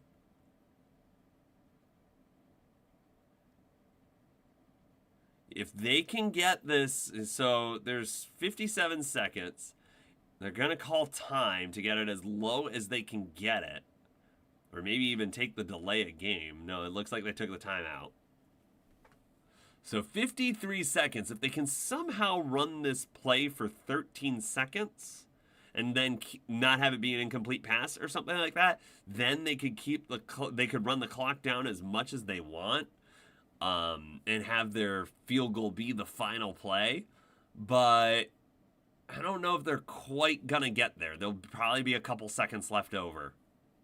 And McPherson has to make the kick. So, I mean, the kickers have done really well all day. I am not going to jinx any of the kickers, but... All right, Flacco, yeah, they're coming after him. Yep, he kneels it. So there's going to be about 9 seconds left on the clock when McPherson lines up to kick this. He kneeled with about 49 seconds. You can run it down 40 seconds.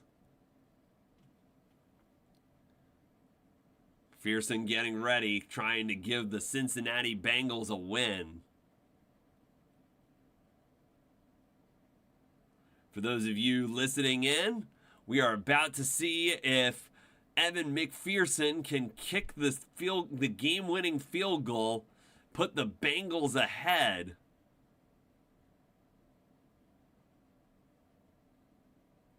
They call a timeout with 11 seconds left on the clock, so there will be time for like one more Steelers like Hail Mary play.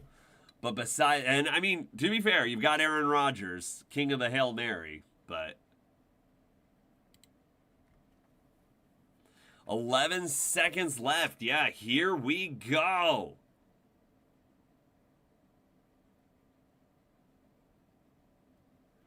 Flacco playing an incredible game.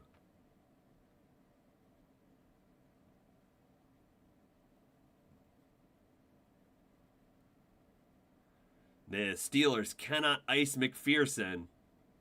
So he's just going to get this and they're going to kick it. 36-yard attempt for the lead and likely the win.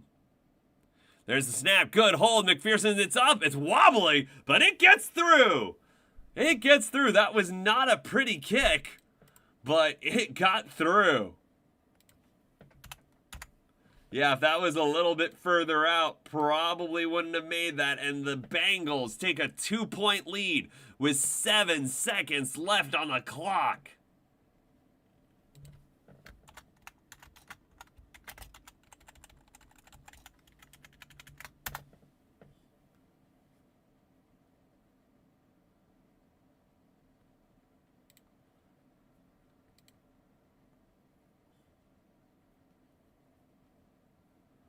And if McPherson knew it right after he kicked it that it was good. A little kind of weird wobbly kick, but it didn't veer at all. He might have just kicked it a certain way that he knew it would go straight and get above the line enough. Yeah, there is so much technique that goes into field goal kicking. It's ridiculous. Like, they're super talented, but we give them so much crap because it's like they miss important point plays, but like kickers are incredibly talented in the league. It's just, I feel like they become a lot more expendable because they tend to miss more often with the extra point coming off, and missing an extra point is always like, ugh. But, like, they make it 86% of the time, I think, from the new spot. But I mean, a drop from 99% when it was at the 2-yard line, it is a big difference. So you just notice it a lot more. All right, so that went for a touchback at the 35-yard line. I mean, to be fair, that's probably not a terrible play by the Bengals, because does old man Rodgers have a 65-yard bomb in him? It's possible. We've seen crazy things happen. And Rodgers' Hail Mary was a Thursday night football game when he was on the Packers against the Lions. Possession football news. And we've got one last prayer for the Steelers. They might do a quick out to get a little bit closer and run out of bounds. They might actually very well do that. Yeah, they do that. And Freiermuth gets out of bounds. It's about 5 yards closer. So, I mean, hey, Rodgers might be able to launch this 60 yards into the end zone. There are 3 seconds on the clock. That's what we're going to come down to here. Rodgers is just going to throw one up and see if they've got a miracle. And if there's one quarterback in the league you want doing this, it's Aaron Rodgers. He's done this so many times throughout his career. Does he have another? Rodgers, back to throw, rolls out, buying himself some time for his receivers to get downfield. The ball is thrown. It's there. Oh, it's tipped away. But Rodgers got it to the end zone. He was able to get it there. But that is indeed your final. The Bengals pull off the upset against the Pittsburgh Steelers and find a way to keep their season from going to a complete dumpster fire at 2-5, at 3-4 with 2 division wins. It's in a weak division. This is very doable for the Bengals. They just gotta keep some momentum going. And if you're the Browns, why the heck did you trade Joe Flacco to the Bengals? Yeah, no, it got there. It got to the end zone. It's kind of crazy that, like, with Rodgers there was, like, legitimate chance that someone might have come down with this. But the Bengals play it well. They just swat it down.